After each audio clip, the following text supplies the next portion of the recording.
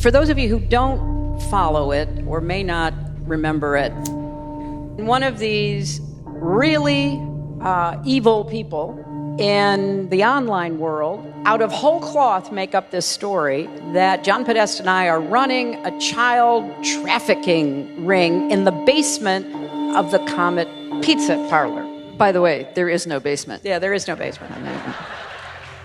But if you migrate that crazy story to Facebook posts, there are people who will believe that, including this very unfortunate young man in North Carolina, believing that he was on a mission because he saw it on Facebook, he saw it in other places online, he saw it in, quote, news outlets, and so he was there on a mission of rescue. People could have gotten killed.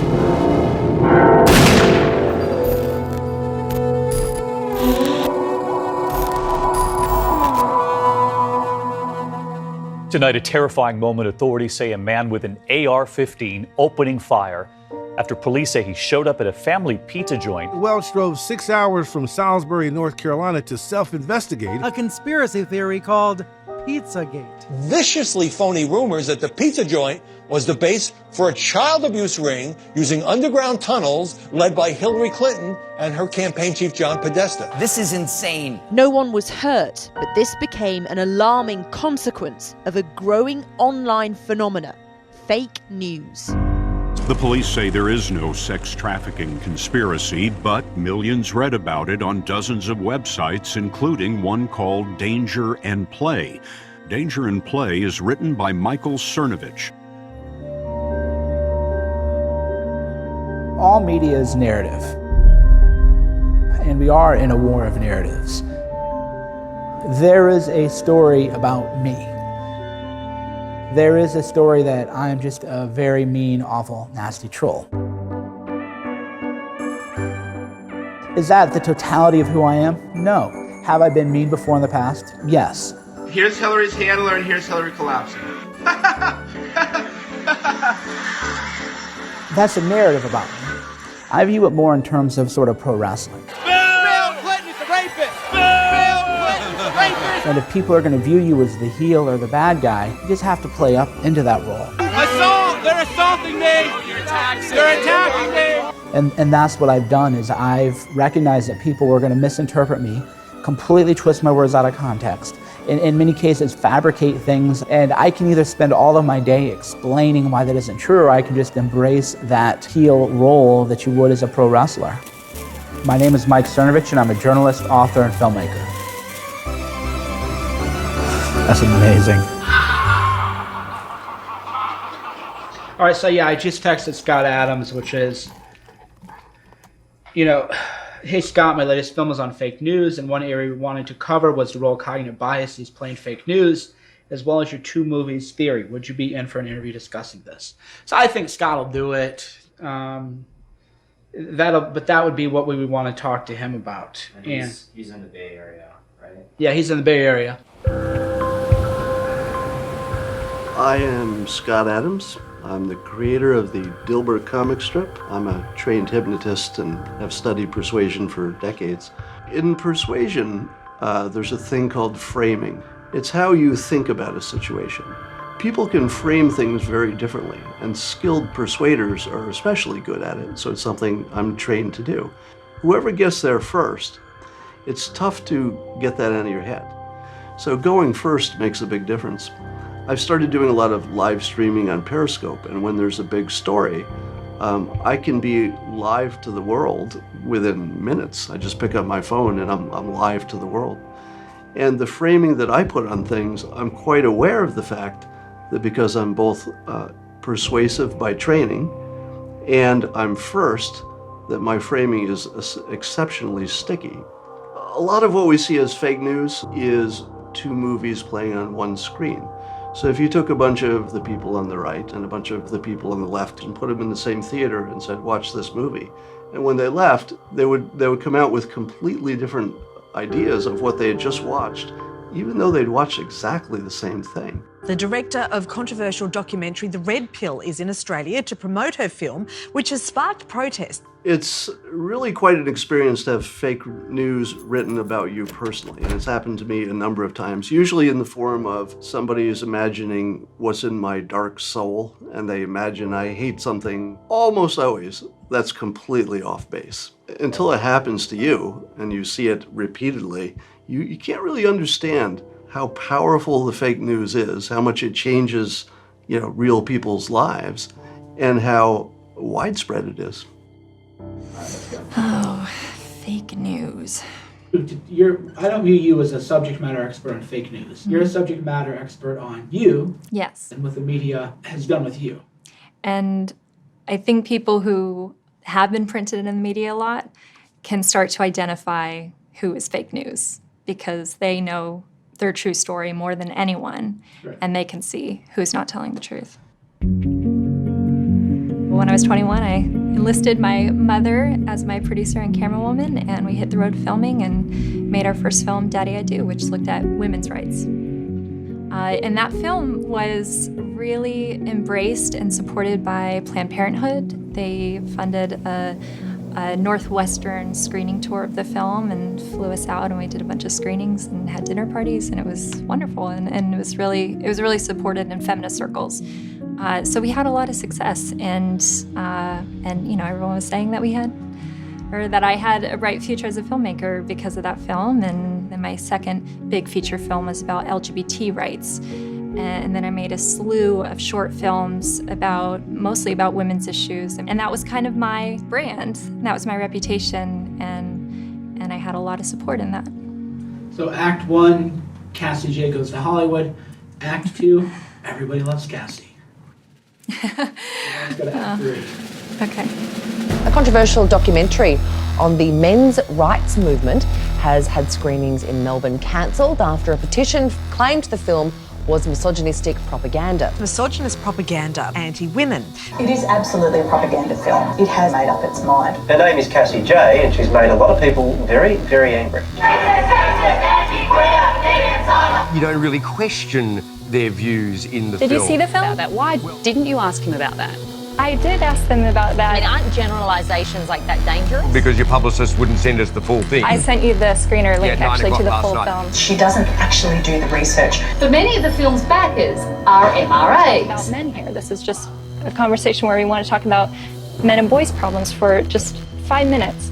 All right, Cassie, we're out of time. We'll have to leave it there, but thank you very much for joining us.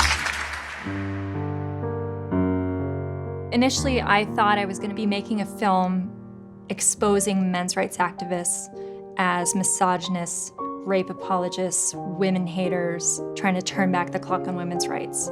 And after that year of filming 44 people, I realized that the film I thought I was going to make was not the truth of the story I got.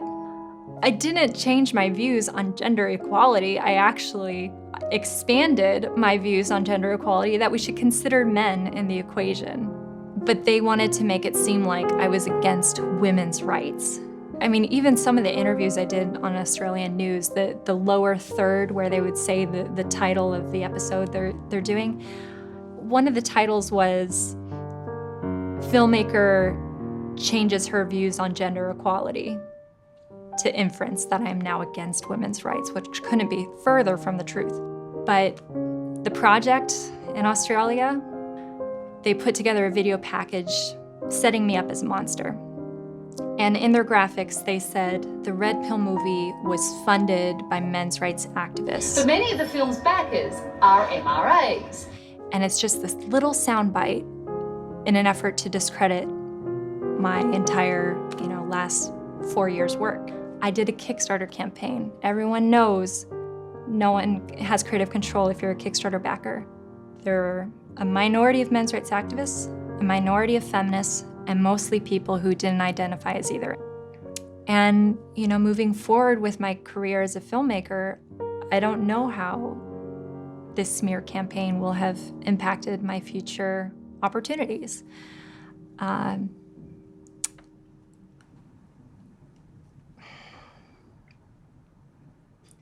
When I started to see the media going after me personally, like on the direct attack, trying to take down my credibility and my reputation. I felt cheated and lied to for my entire previous life before I became this public figure with the smear campaign. I feel like, how can I have trusted anything they've ever said about all these other people who I've seen smeared in the media before, and I believed what the mainstream media said about them. First tonight, our report on the incendiary radio host, Alex Jones. He's known for promoting wild conspiracy theories. Over the years, his YouTube channel has racked up 1.3 billion views. He has millions of listeners and the ear of our current president. Your reputation's amazing. I will not let you down. You will be impressed, I hope. According to his own counsel, he is playing a character. But the idea that Jones doesn't necessarily believe everything he says may take some of his fans by surprise. He produces this show from his basement. Broadcasting worldwide, I'm your host, Alex Jones. So what is the state of our world today? The quickening, the intensification, the insanity, the wars. Why is Alex Jones in a movie about fake news? In fact, I bet when this film comes out, they're going to have reviews saying, ha ha, look at the filmmakers. To cover fake news, they talk to the king of fake news. Wait a minute. Even if that was true, you'd want to talk to the king of fake news. Mike Cernovich is here with some amazing established filmmakers putting out this big film, Hoaxed, dealing with mainstream media and fraud. And they asked me the question, are you an actor? When I engage in satire or acting, it's a joke when I say the things. I'm gonna go say some horrible things on air right now to illustrate how the globalists are sick freaks. It doesn't mean I actually believe the things I'm about to say. This thing's really tight on the eyes. So get ready. This is Alex Jones. This is Alex Jones being an actor. Let's go. You'll never defeat the human spirit. I'm liberal. I apologize. Jesus, forgive me. 1776 will commence again if you try to take our firearms. We're such self-centered crap that we don't even notice hell itself rising up. I don't like them putting chemicals in the water that turn the friggin' frogs gay. I've got the fire of human liberty. I'm setting fires everywhere. Kids, Magellan's a lot cooler than Justin Bieber. It doesn't bother me once you do it, whatever. I just, if you guys want to put it out, just make sure, if you do put it out, just make sure people know I haven't pulled muscle. It just looks like I'm a crazy person, which I am kind of crazy already, but let me just start over. Here we go. I wear many hats,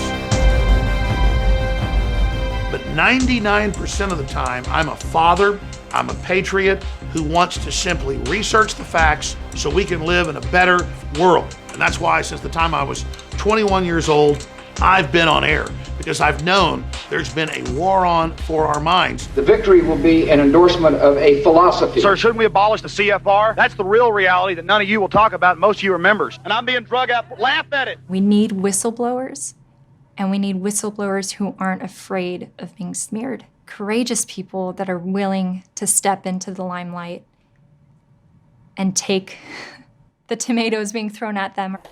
My entire career, it's been about putting myself out there to take the hit first, to draw the enemy out so that more people wake up to the larger picture. I knew Megyn Kelly was coming here to destroy me. I knew she was coming here to do the ultimate hit piece.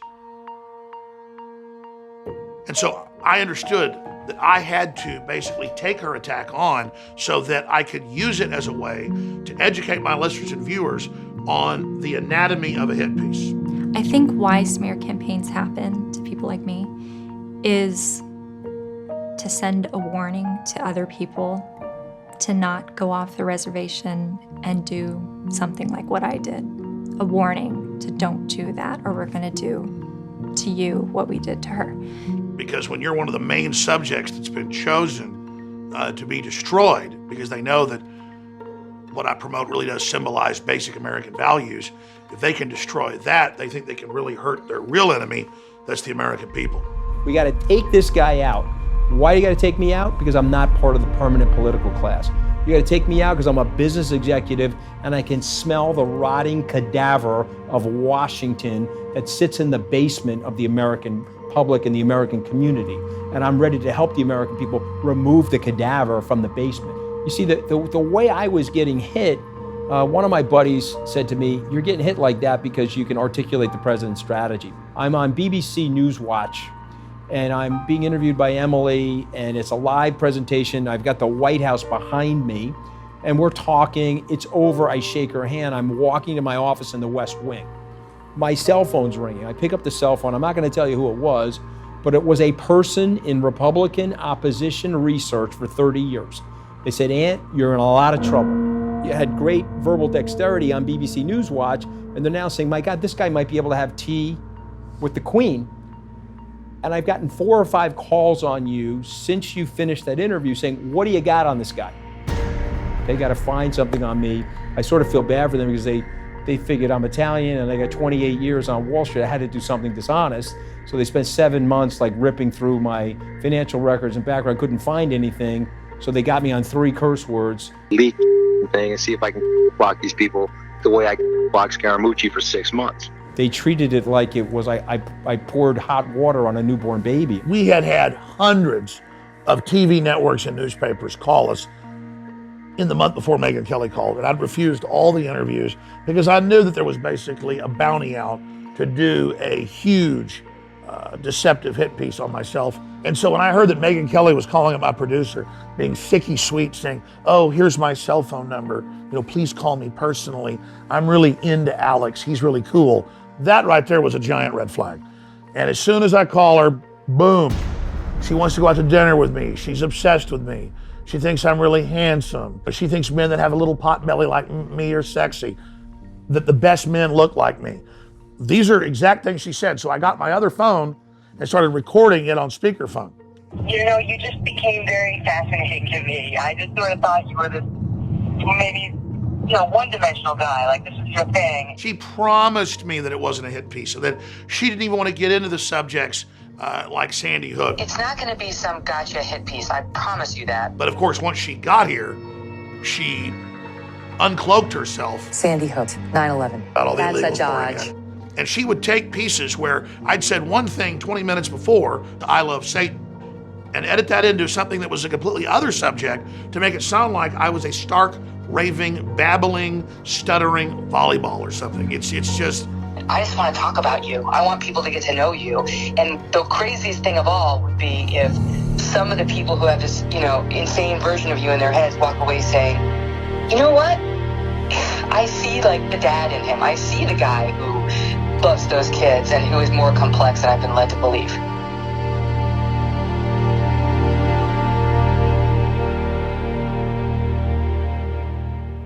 So the media, and especially the fake news, can ruin lives fairly easily.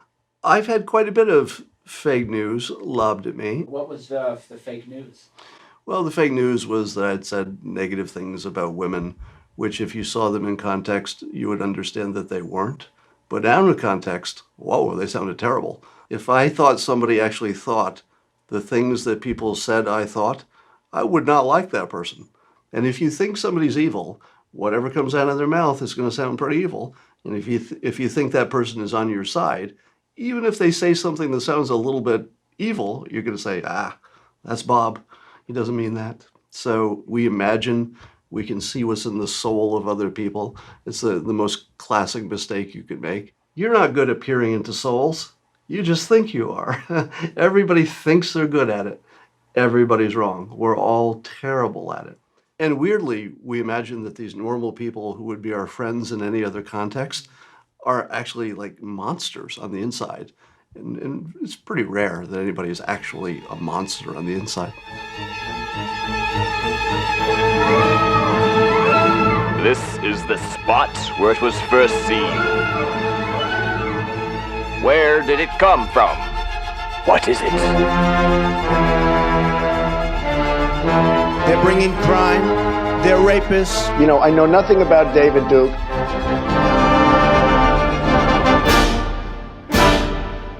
It's end of the world every day. 24-hour Trump horror fest. He tweeted again, civilization's collapsing. Never in the history of the United States a monster of such horrifying hatred of man. They claim that they can hear dog whistles, secret messages embedded in the text. They have a special power for hearing what you said without you actually saying it. We can disagree with some or several of Trump's policies. I'm not here to talk about politics. I'm talking about what he said and how it compares to what the media literally portrayed him as saying. When Donald Trump kicked off his presidential campaign at Trump Tower, he goes down the escalator and he gives a speech in which he says, all Mexicans are rapists. This isn't just a general impression. I mean, this is something that was said repeatedly on CNN, Time Magazine, CBS, Washington Post, Politico, Huffington Post. Repeatedly, time and again, we find them literally saying that Donald Trump said Mexican immigrants are rapists. A horrifyingly disturbing and grotesque thing to say. If Donald Trump said that, then absolutely he should drop out. The fact, of course, is that's not quite what he says. What he says is, when Mexico sends people, they're not sending their best. They're sending people that have lots of problems. They're bringing drugs, they're bringing crime, they're rapists. And some, I assume, are good people. And what he did say, you know, was graceless. It was inappropriate. But gosh, he didn't say that all Mexicans are rapists. That's just not what he said. He's complaining that somehow he thinks the Mexican government is sending people that have lots of problems. But the media fixated on 2 or 3 words, they're rapists, and decided that the noun there must be the worst possible interpretation, meaning all Mexicans. Every single Mexican, children, nuns, old people, all of them are rapists. And what a shame that Donald Trump said that. And he explained himself repeatedly. He went around praising Mexicans in multiple states again and again, saying they're good people, they're wonderful people. I want them to come in legally. The media never cared. What they cared about was this cartoon to not echo a stereotype, create a stereotype that I had never even heard of, that all Mexicans are rapists. What's stunning about these stories, these memes, is that even despite their being so incoherent, the media is able to just keep them going endlessly by systematically neglecting every shred of evidence against the story and reading between the lines with everything that seems a little off color. So here's another meme. During the campaign, Donald Trump called for the creation of a national database, a registry that would track all Muslims in America. Every Muslim American would have to be registered in this thing, carry a special ID, perhaps wear a badge. This was echoed in countless many media. It's totally false. It just didn't happen. The proposal wasn't created by Donald Trump. It was made by a Yahoo reporter. Do you think we might need to register Muslims in some type of database or note their religion on their ID? This is Hunter Walker, Yahoo News, asking this to Trump. And what did Trump do? He didn't answer the question directly. You know, he's just interested in sticking to his message and saying the things he wants to say. It's known as the artful dodge. I mean, this is something politicians have been doing for decades. Well, we're going to have to look at a lot of things very closely. We're going to have to look at the mosques. We're going to have to look very, very carefully. He said, look, he said carefully. Now, when Walker reports this, what he says that Trump says, he says he wouldn't rule it out. Then it becomes he calls for the creation of a national database. And this expression shows up on CNN. It shows up on the cover of New York Times. The fascinating thing is how they seem to play a game of telephone, of taking not just what Trump says and twisting it, but they'll take what each other of them say that Trump said, and they'll add details. And Donald Trump again and again says, I didn't say that, that's false, this is ridiculous, I didn't start it, a reporter suggested it. Did they apologize? Did they at any point say, you know what, we want to go back over some of these stories we said, whether they're about, you know, religion or Mexicans, or, you know, let's do a tally of how many of these things we kind of twisted out of proportion. No, they're more interested in people tripping up on words rather than events. All kinds of things happen in the world. Alarming, important, urgent things. People die, people are dying. Serious things are happening, and instead, the sad state of the media is, what are they obsessed with? What is their number one concern? It's Twitter. I'm fascinated that the media is obsessed with whatever little white lie they think that I told on Twitter. How many people are dying because of whatever they view as being untrue that's being said by me? Now let's compare body counts. I'll gladly compare, they would have to frame me for body counts and shootings, as they did with the Pizzagate thing. I don't have to frame them, I just have to talk about what they've done.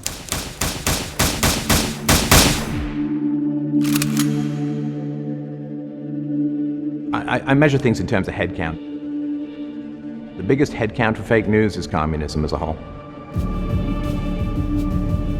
Reasonable estimates are close to 100 million dead just in the 20th century from communism alone. There are a brutal number of fake news stories covering up the hideous nature of communism, and given that the facts are so easily available, given that the data is so easily available, I really do more than question. I have nothing but bottomless contempt for the people who cover this stuff up, because they are aiding and abetting some of the greatest genocides in human history.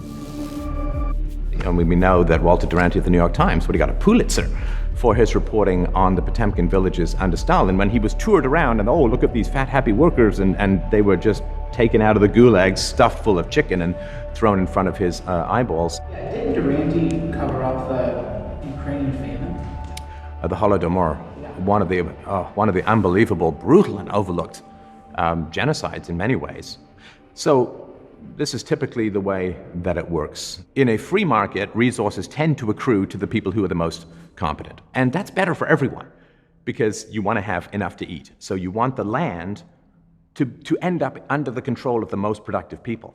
But the communists come along and say, okay, you're working for this guy, not because he's smarter or works harder or takes more risks or studies more, but because he's exploited you, he has stolen from you, and we're going to get back what is yours, we're going to get back that land, we're going to split it up among you. So what they did was they went into the Ukraine, which was formerly called the breadbasket of Europe. The soil is so rich. I mean, it's just astonishing. And what they did was they took the land from the most productive people, called the bourgeois, the kulaks, the most productive farmers, and then they shot or imprisoned or drove off those farmers. The starvation that resulted, I mean, unbelievably horrifying stuff.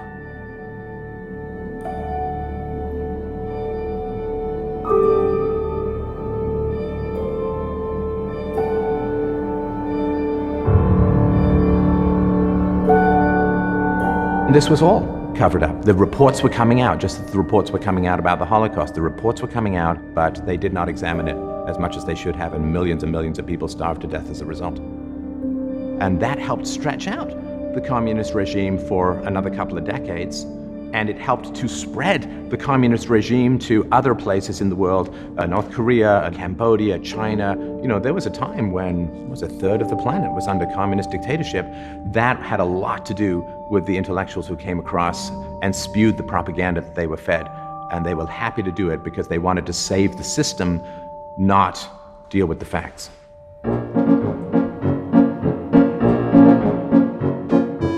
There are still people out there with Karl Marx buttons. You know, you try wearing a Hitler button, Hitler's head count was far lower than communism. You go out there with a Karl Marx button and people are like, oh, that's edgy. Or, you know, get your Che Guevara t-shirt and this proselytizing and pumping up of communism that happens. I mean, we see this recently. Women have better sex lives in Soviet Russia. I mean, like, okay, so sure, it's 100 million death count, but at least I get a toe-clenching orgasm out of it. It's like, that's horrifying and horrible kind of weighing in the balance.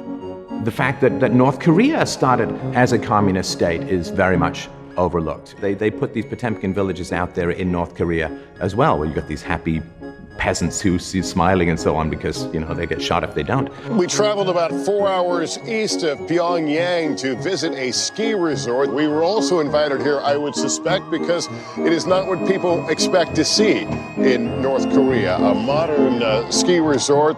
It's got patriotic music and videos playing from a screen here, and a lot of families out enjoying themselves. And the reason why it's so sinister, which you've talked about before, Mike, is that they want us dead. If you openly cover up for a regime that the first people targeted are people like you and me, I can't view this as a merely ideological dispute. This is not an academic difference in opinion, because if the system that they want gets in power, myself, my friends, my family, everything will be the first to go. Read all about it. Latest football scores. Morning paper. Morning Star. Paper, mister? Your daily newspaper. Well, this is familiar. Most of us read a paper every day. The golden age of American journalism in the 50s is sort of a myth. Perpetuated by Hollywood and maybe journalists themselves. But it was golden in some ways. There were hard-hitting reporters out investigating, trying to break big stories, and that image of a disheveled reporter who wants to get the story no matter what, in some way is representative of reality. They did publish hard-hitting stories. And print was king because TV was just baby stages. And there was a norm of objectivity then. Editorial stayed on the editorial pages very much. And the news tended to be very balanced and very fact-driven. The editorial writer must be able to write on many subjects. But instead of merely reporting news, he analyzes it and explains its meaning, often expressing his personal opinions. He must reason accurately and fairly, and write in an interesting manner. There was also a different culture of the time, which was that objective truth does exist, and that there are consequences for lying and doing this in the afterlife. Journalists, whether they were practicing Christians or not, brought in this American ethic, which included God, absolute truth, also this idea that yes, there are objective facts that we can find and report. To be successful today, a newspaper must contain all the elements of the best journalism to fill the needs of modern newspaper readers. But beyond that, it must inspire complete confidence in its integrity. One of the key bits of information is a study that I did that fits right into the golden age of journalism that looks at American newspaper editorials from 1958 to 1970. And so starting in 58, I found that all of these papers leaned a little bit to the right. Surprise. But between 58 and 70, there was a dramatic shift to the left, much more so. And I mean, it is almost a straight line and showed no signs of changing. And informally, I looked at some contemporary editorials the same way from some of those major papers and found them up there. And so we see this shift during that time in the 60s to much more liberal orientation. Additionally, the way the editorials were crafted changed, which I think reflects a change in the news culture and the culture of the country. In the late 50s, we found even if they leaned one way or supported one policy, they still offered a healthy clash of those issues. And so you kind of got both sides, and you had room to disagree. As we progress further to 1970, that stops, and it becomes more polemic and less an argument. I think one of the main considerations for that change was the Cultural Revolution. We start to see a new generation coming into power. We now have the creation of a liberal environment. And let's not forget some of the formative documents that came out of Students for Democratic Society in the early 60s. And they quite clearly stated that student progressives needed to move into the major institutions of this country to affect change. We're going to be on the streets and in every institution in this country from now on. The media, the news media, was one of those institutions that was targeted. We're going to replace capitalism with socialism. There was also some dissatisfaction with the federal government in terms of its forthrightness with what was going on in Vietnam. As trust was lost, there was more willingness to oppose. So it was many factors engaging, and now it's gone all the way now. For we are opposed around the world by a monolithic and ruthless conspiracy that relies primarily on covert means for expanding its sphere of influence. We have been compelled to create a permanent armaments industry of vast proportions. It is a system which has conscripted vast human and material resources into the building of a tightly knit, highly efficient machine that combines military, diplomatic, intelligence, economic, scientific, and political operations. We must guard against the acquisition of unwarranted influence, whether sought or unsought, by the military-industrial complex. Its preparations are concealed, not published. Its mistakes are buried, not headlined. Its dissenters are silenced, not praised. Only an alert and knowledgeable citizenry can compel the proper meshing of the huge industrial and military machinery of defense with our peaceful methods and goals. And so it is to the printing press, to the recorder of man's deeds, that we look for strength and assistance, confident that with your help, man will be what he was born to be, free and independent.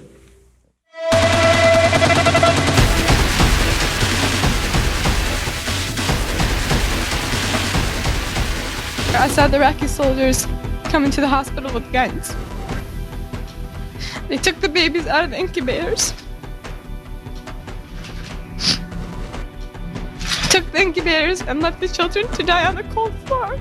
Babies pulled from incubators and scattered like firewood across the floor. And they were thrown out of the incubators so that Kuwait could be systematically dismantled. It was horrifying. This war may be beginning right now. 2 hours ago, Allied air forces began an attack on military targets in Iraq and Kuwait. The inevitable has happened. A woman testified before Congress that Iraqi soldiers had gone into the nursery of a Kuwaiti hospital and they were taking babies and lifting them out of the incubators and throwing them onto the ground, smashing them. This is a horrific visual. And public sentiment was against the first war in Iraq until that very important testimony was spread far and wide. Well, as it turns out, she was actually the daughter of one of the crown princes of Kuwait. It was a completely fabricated story that had been orchestrated by a major PR firm. They had spent millions of dollars on it, and it was completely fake. But the media would incredulously spread that. They give amplification to a message that they like. And then if that message turns out to be false, they say, well, all we do is report the news. No, you chose to report that, though. You chose to amplify that. You chose to splice that clip and air it nonstop. Fool me once. Shame on you. Every statement I make today is backed up by sources, solid sources. You fool me, we can't get fooled again. So the second war in Iraq was also based on a lie promulgated by the New York Times. Iraq has made several attempts to buy high-strength aluminum tubes used to enrich uranium for a nuclear weapon. The kinds of tubes that are necessary to build a centrifuge. First of all, the New York Times was not alone. Almost every paper in the country was reporting this, and network. There was a consensus. I think what I did wrong was I wasn't permitted by my paper to go back and look at those stories when we had more information. One person might say, Cernovich, you're wrong. All the media did was report on information given to them by the government. And I would say, well, that's fascinating. You must think that I don't have a very good memory, because when I read Twitter today, and I read the paper today, they say you can't trust Trump. He's such a liar. You can't trust the government. Our job as journalists is to fight against the government. I see that every day. But if there's a war, we just accept everything is true. And it is our duty as loyal Americans to shut up once the fighting begins. We entered the 50th anniversary of the Vietnam War. My fellow Americans. The Gulf of Tonkin incident was the basis for the war in Vietnam, which cost between 50 and 75,000 American lives. Many people's lives were ruined, mental illnesses, PTSD. Well, that was another lie. So let's look at it. We got 3 big wars in America. You see a lot of lies. So where is the soul searching by these large mainstream outlets? I would like to see that. If you look at the mainstream media, they are in lockstep with either the Pentagon or the State Department or officials that clearly do have an agenda. It's a self-sustaining relationship.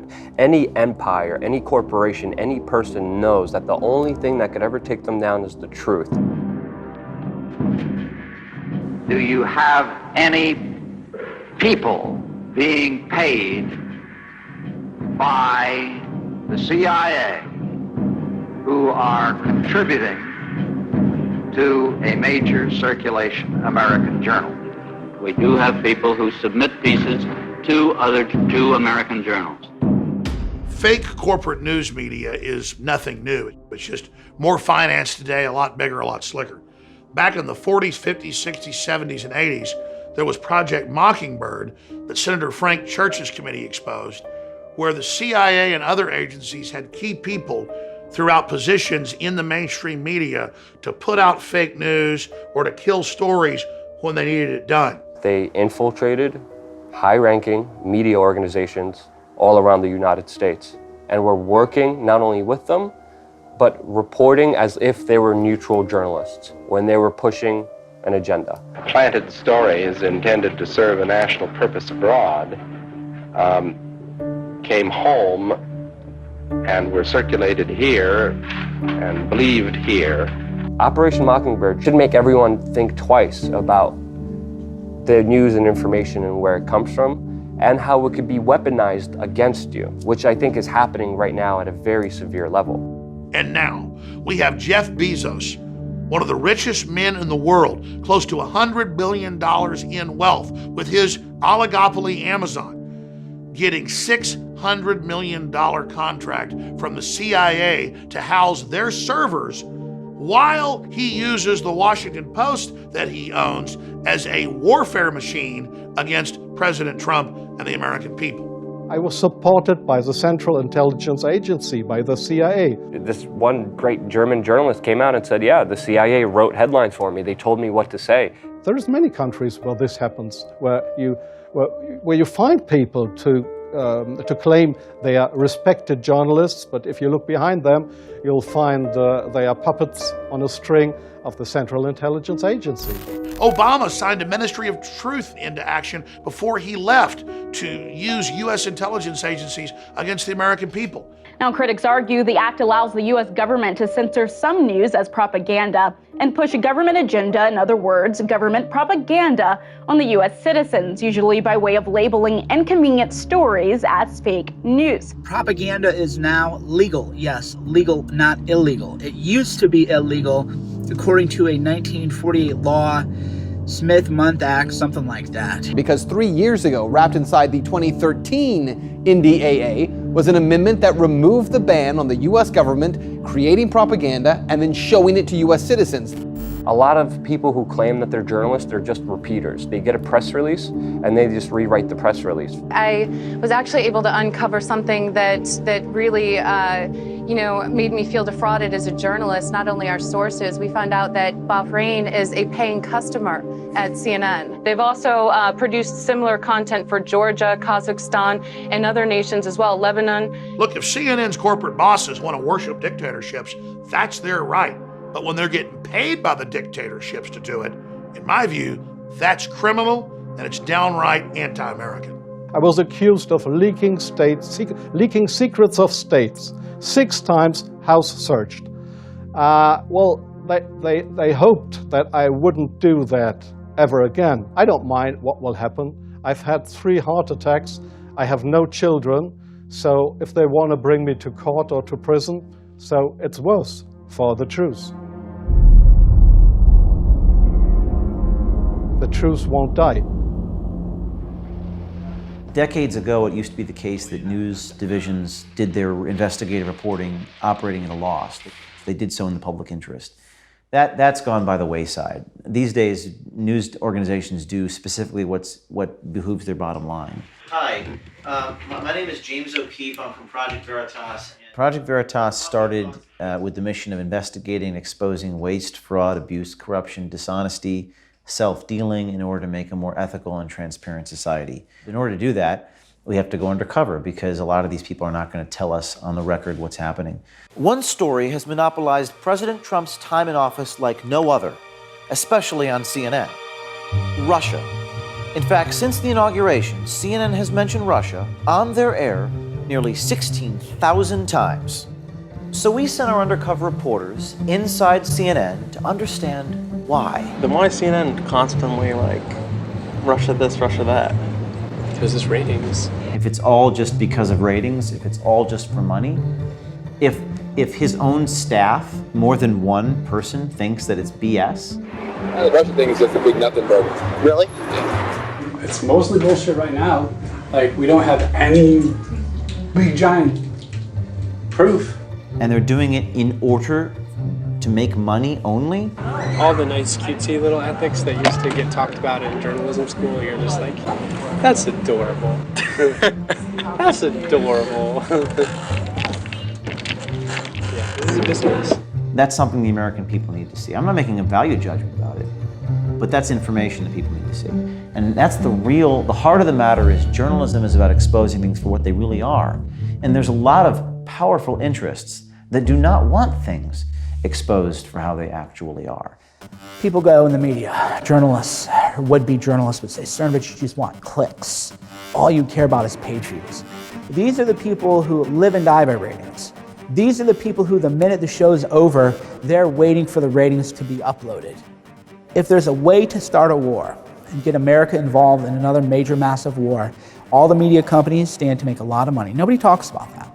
For example, when there was a major terrorist attack in France, the images of dead babies were blurred, and we were told by the media, never show dead children on television. This is too horrific. This is not what we're about. You can't do it. This is what we're told, right?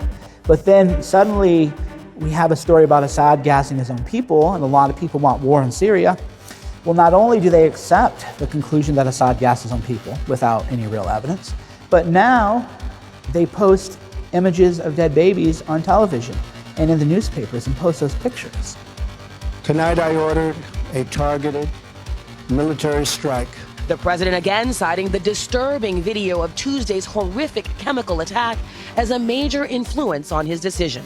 A dizzying turnaround for an administration that just days ago declared that their priority was not to oust Syrian President Bashar al-Assad from power. Donald Trump became president of the United States. I think this was actually a big moment. The media makes a massive amount of money with wars because then you have nonstop coverage, embedded journalists, hot new footage. Watch this latest bomb he dropped. Watch this latest firefight. We see these beautiful pictures at night from the decks of these two U.S. Navy vessels in the Eastern Mediterranean.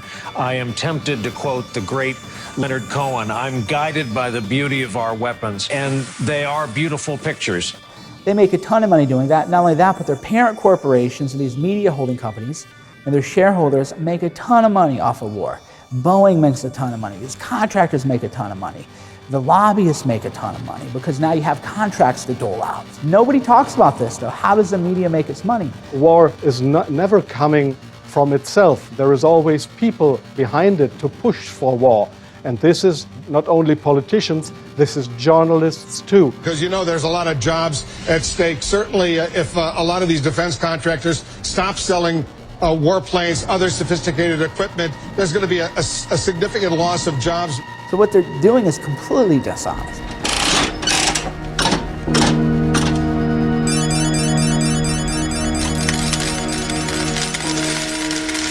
This is beyond a hoax. This is a giant, organized fraud. The news is not the news. The news is propaganda.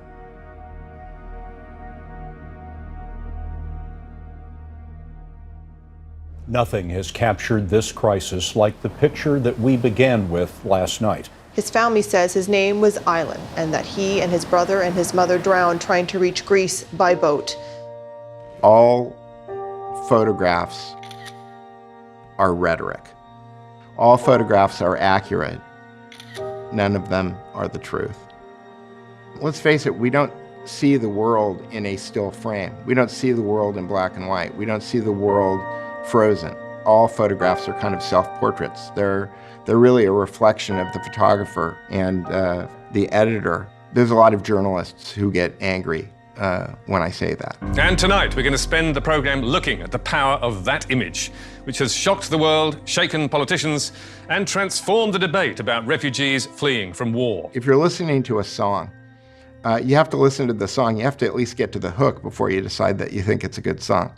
Still images don't work that way. Still images happen immediately. I just can't look at that without being so upset. Like, it just makes me think how lucky I am that I live in Australia, that my children live in Australia. That's what it is. Yeah. The most persuasive thing is visual. Our visual sense overpowers everything else.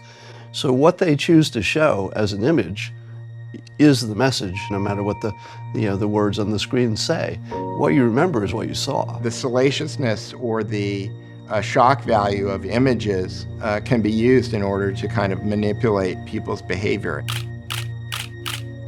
Dead children are normally taboo, especially on the front page. But next morning, almost every UK newspaper broke the rule and ran an image on the front cover. And if you compare that to the bodies in Europe from terrorist attacks, some of which committed by these migrants or their descendants, those bodies you can't see. Showing those bodies can get you censored on social media. People still have fears that migrants might have an ISIS member lurking among them, which there has been no credible example of. News broke that one of the attackers may have posed as a refugee and entered Europe through Greece with a fake Syrian passport. Knowing that you're not seeing those photographs should be a tip, right? It should be a clue.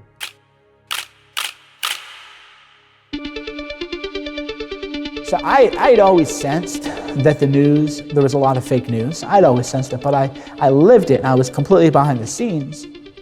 What happened, what brought me into journalism, is there was a big thing going on in Budapest, Hungary with migrants. The media was saying the Hungarian people are just beating up these migrants and they're abusing them. This is so terrible. So I happened to be over in Budapest. So I just said I was going to be in Hungary through my blog. And I started getting emails from people. I see you're going to be in Hungary. I actually live here. And then I decided to have a meetup through my blog because they said, oh yeah, the media's like totally lying about this. We'll show you what's really going on. And then I thought, well, wait a minute. I don't have blog readers. I don't have book readers. I have a human intelligence network. And then I thought about like Fight Club. They said, we're the ones serving your food. We're the ones watching your car. We're the parking lot attendants. We're the baristas. And I kind of had that moment where I go, yeah, I don't have readers. I now have sources.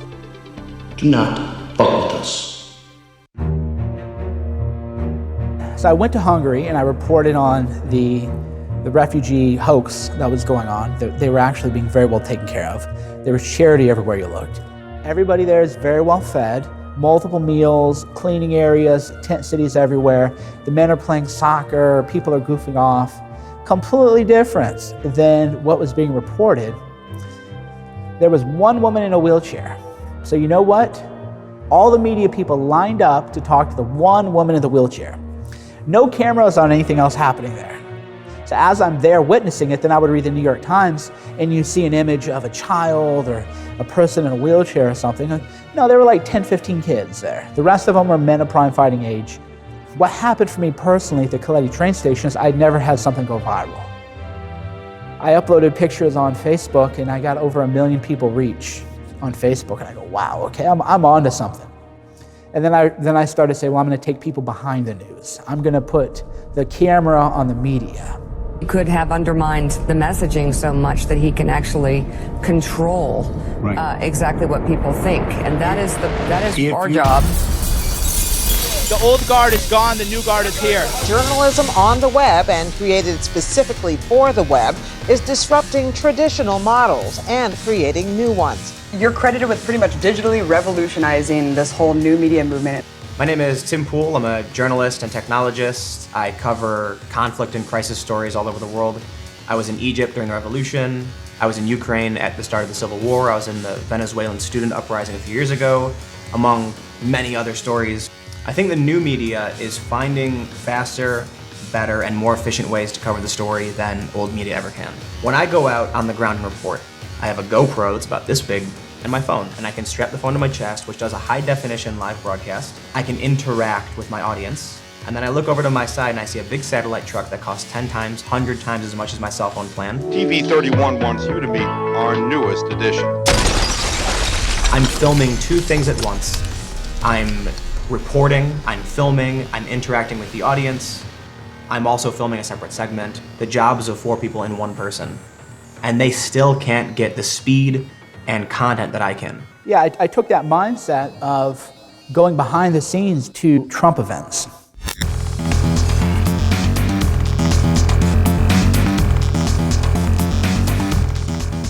Not to the rallies, which I found quite boring, but to what was happening outside, and it was carnage. People had taken over the streets with tearing down signs, sucker punching people, screaming at people. It was pandemonium, and I just live streamed. I didn't know what was going on. I just live streamed the whole thing, and my phone went dead. Because at the time I didn't know to have a battery pack. You're like a rookie, right? So I'm running to charge my battery, get like 3, 4, 5%, sprint back, live streaming, sprinting back, live streaming. And it was fun. It was a major adrenaline rush. The biggest difference between an independent journalist and a mainstream reporter, first, is the entrepreneurial attitude. It's a huge risk to go off on your own, and so immediately there's going to be a different perspective on the world. A lot of the traditional journalists, they get out of school, they look for a job. A lot of independent journalists know what they want to do and oftentimes will fly themselves to some dangerous part of the world because they want the story. Yeah, but we live for this, you know? We live to tell the truth. Nobody else is going to do it. We have to do it. So, here's another great example of fake news. If you watch the news of the RNC, you would be told total chaos, division. Oh, there's protests everywhere. Protests everywhere at the RNC. You'd go to these protests, it's 20 people. I kid you not. 20 people and 100 media people taking pictures, and they would stage them, and they would crop the shot so you couldn't really tell how many people were there. So disappointed by these protests. Yeah, I know. I'm gonna have to go to DNC. So I go, and I was in a real protest march. Burn that fucking white capitalist shit the fuck down. Oh shit!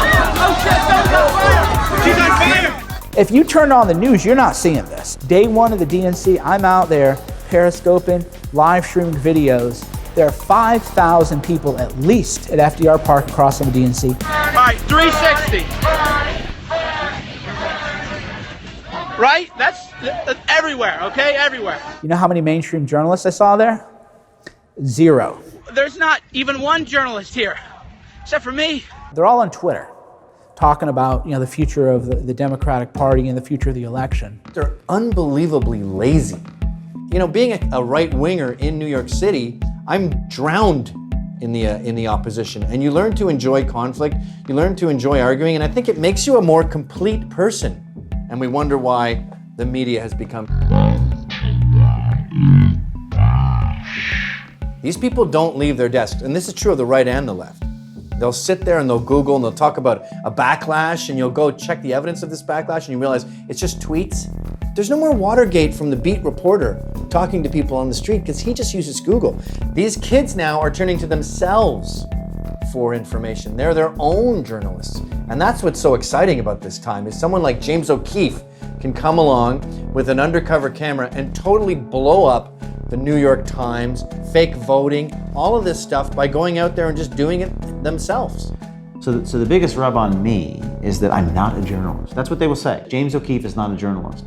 Whatever they want to call us, it doesn't matter. What matters is the thing that you are producing. I'd like to get a comment as soon as possible. Okay. Is that a name? James O'Keefe. Okay. Can I put you on hold really quick? Yeah, thanks. This is the oh shit moment.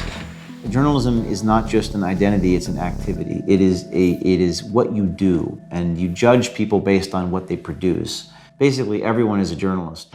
But here you have actual grassroots activism, and there's no media. So you go to the DNC, You see this massive protest, real protest, not like this bullshit, the RNC, which the media hyped up. Real protesters, and they're Democrats. And they're being kept out by this big cage. It's like we're the criminals, but not her. And they're all talking about how they hate Hillary, they're not going to vote for her, they're not going to do anything for Hillary Clinton because they thought the primary was rigged. And there's no mainstream coverage of this at all. They're chanting WikiLeaks. What do you think about the WikiLeaks? Okay. Yeah, that's the last straw. That is the proof of what we've all expected that they've been doing. WikiLeaks released thousands of emails from the DNC appearing to show favoritism towards Hillary Clinton. CNN can't verify the authenticity of those emails, but they suggest that Bernie Sanders may have been right.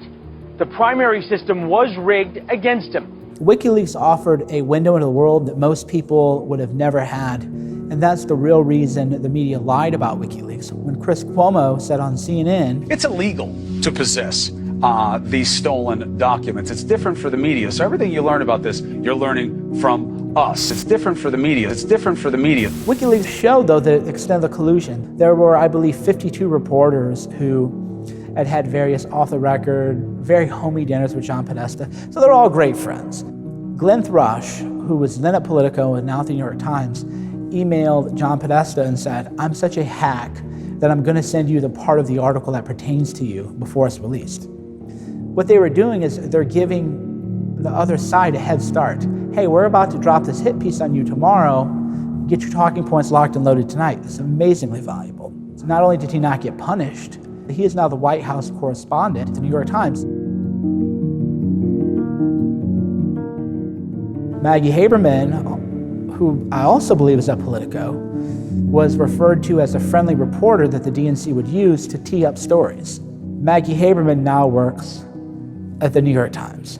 I have an uphill climb, and I'm going to climb as high and hard as I can. Donna Brazile was a CNN contributor, and she obtained some questions from a town hall, which was competitive, between Hillary Clinton and Bernie Sanders, and she gave the questions to Hillary Clinton. She confirmed that the primary was rigged against Bernie, and it was rigged for Hillary. She revealed it based on the fundraising agreement between Hillary Clinton's campaign and between the DNC, that all the messaging from the DNC had to be cleared by what she called Brooklyn. That was the Hillary Clinton office. Every press release had to be pre-approved. Well, that's a nice advantage. I would like every article about me to have to be pre-approved by me. That would be amazing. WikiLeaks confirmed what people already knew but couldn't prove, which is that the media and the Democrats are one and the same. There is no difference. They're all buddy-buddy. And whatever you read in the mainstream news is going to be the Democrat talking points. One of the things I don't think you need to convince anybody anymore is that the media is biased. I think there used to be a day, maybe when I was a kid, when people said, well, the news is at least trying not to be biased. They're at least trying. But now nobody believes that. What they do believe, which is weirder and maybe worse, is that they believe that only the other side is biased. And that's a tough one to crack. A lot of people will look at me and they'll say, Lauren, you've obviously got a bias. Yeah, everyone has a bias. I'm just honest about it. I will tell you, yeah, I'm coming from a right-wing point of view. That's my feelings inside. I am right-wing. So I'm going to explain that to you and tell you to go look and read other journalism as well. It doesn't matter if you are one political side or the other. It matters, are you going to tell the truth about what happened? And so with a lot of these journalists, they're more interested in winning. They're more interested in the political agenda. They're more interested in fitting in than being honest. If I was the CEO of the New York Times, I would bring all my reporters in the room and say, here's the deal. If you have an opinion and it gets injected into your article, then state that to the public. The issue with the mainstream media is they tell you, I'm neutral. I'm coming from a position that's totally impartial. President Obama is the most noble man who has ever lived in the White House. The Manchurian candidate couldn't destroy us faster than Barack Obama. It's illegal to possess these stolen documents. The most trusted name in news. It's ridiculous. You have media that's literally colluding during the debates that are leaking questions and still pretending to be impartial media. Everyone has a bias. It's just some people are going to be honest about it and some people aren't. And new media, independent media, are honest about it. What I learned at the DNC, not only about the media being fake and how they would construct a fake narrative in real time, But I did see how the Democrats and the media were covering up the whole Bernie Sanders thing. And I said, there's no way in the world Hillary Clinton's going to win. So people, of course, call me all year, you're an idiot, you're a conspiracy theorist, you don't know anything, you're not an expert, blah. And I was like, well, that's because you're watching the news.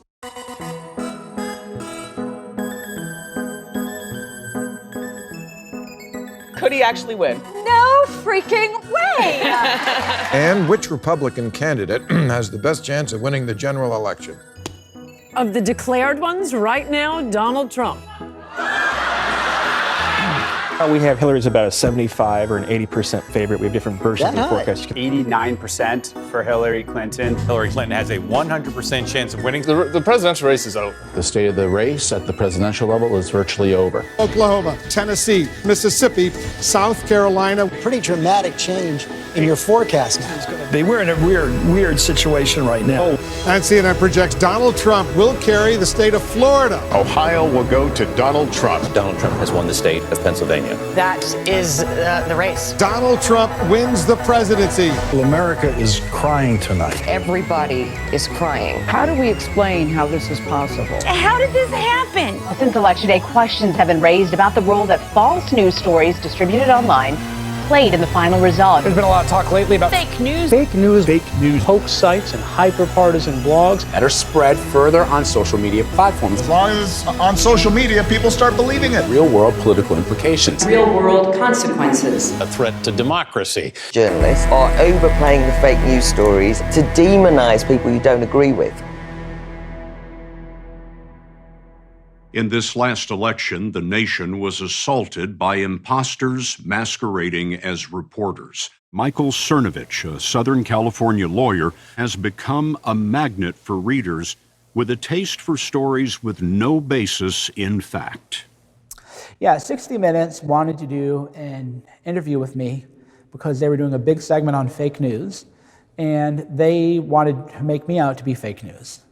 It was a complete setup. God bless them. Cernovich's website is just one of hundreds publishing nonsense on the right and on the left. So intelligent people who are familiar with my body of work understand what I do and why I do it. And it's very meta. The first thing that Machiavelli would tell a prince to do would be to write a book denouncing the prince. And so I think it's interesting, to have someone like Mike doing a documentary about fake news, because it's owning a term that has been directed at him and people like him. These news stories are fakes. They're definitely not fake. They're lies. They're not lie at all. One of the reasons that someone like Mike, I think, aggravates journalists so much is that he's sort of like a carnival mirror. Hillary Clinton has Parkinson's disease, physician confirms. You don't think that's misleading? No. He's projecting back at them what they do and almost all but to an absurd and almost offensive level. Hillary is a zombie. What do you guys think? You want to do a hashtag? What do you think of zombie Hillary?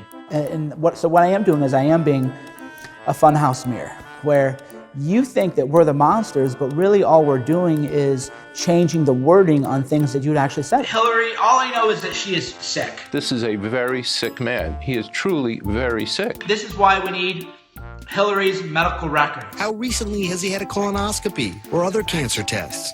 John McCain's health was a big issue. The media was all covering it. Is John McCain healthy? Everybody's been talking about Donald Trump's health. Is this president of sound mind? Whether it's a personality disorder, a borderline personality, he's not in control of himself. Some people have said he had mental health problems. The New Republic said Donald Trump had syphilis.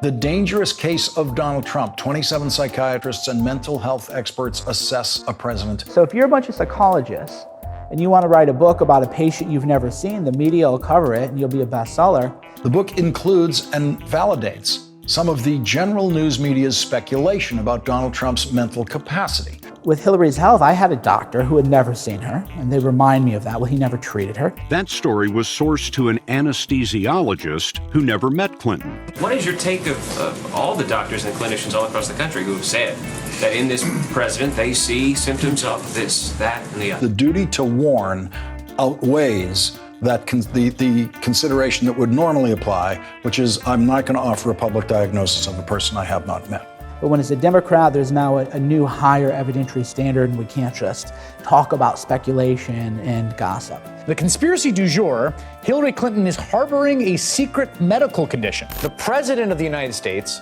genuinely appears to be losing his grip on reality. And that would be the funhouse aspect, is get real. They did it to McCain, they did it to Trump, we did it to Hillary, they're just gonna have to get over that. It's the exact same playbook that these other journalists are doing, and I think that sort of mimicry is very upsetting. Which ties into the Scott Adams theory on two movies. If you're Scott Pelley, you're watching a movie where anybody who claims that Hillary Clinton had Parkinson's is a complete and total conspiracy theorist. If you're anybody else in America, you're watching a movie where you see a very sick person having coughing fits, having so-called allergies, falling down multiple times, and then having a major seizure on 9/11, and you're thinking, they're calling Cernovich out for the Hillary's health thing? She had a seizure and froze up walking into her motorcade. Well, she had pneumonia. I mean, how do you know? Who told you that? Well, the campaign told us that. Why would you trust a campaign? The point is, the camera didn't show that, but he actually dropped his glasses. He was so freaked out because they're not used to somebody coming after them. The whole power dynamic of I'm the media and I'm Scott Pelley and I'm 60 Minutes and we're just going to interrogate you and you're going to give us what you want, that doesn't even enter my mind. I'm thinking, how is this going to look when I edit that clip and make memes and make viral videos? Disingenuous sort of online posturing. It might feel harmless. This might feel no different than creating, lolcat memes. But these memes have real consequences in the real world for real people. This idea of fake news is sort of a misnomer because fake news creates real opinions, which creates real actions. And then we live with the real consequences of that, right? No amount of reporting makes Pizzagate real, but the bullet that goes through that pizza shop is very real and could have killed someone. Pizzagate actually comes from the WikiLeaks release of hacked emails from Clinton campaign chairman John Podesta. And it was from those emails that the claims that John Podesta may be part of a child sex trafficking ring come from. Whenever the media talks about Pizzagate, don't just look at what they bring up, look at what they don't bring up. The Pizzagate, as it's now called conspiracy theory, actually originated in a Podesta email that's quite weird and to this day is perplexing, where somebody told John Podesta, he left a handkerchief on the counter. There's a map on there, something pizza related. Who cares a handkerchief? Throw a handkerchief away. You're gonna FedEx somebody a handkerchief that's so bizarre. And then who writes a map on a handkerchief? And then the map is something pizza related? That's bizarre. That's code word for something.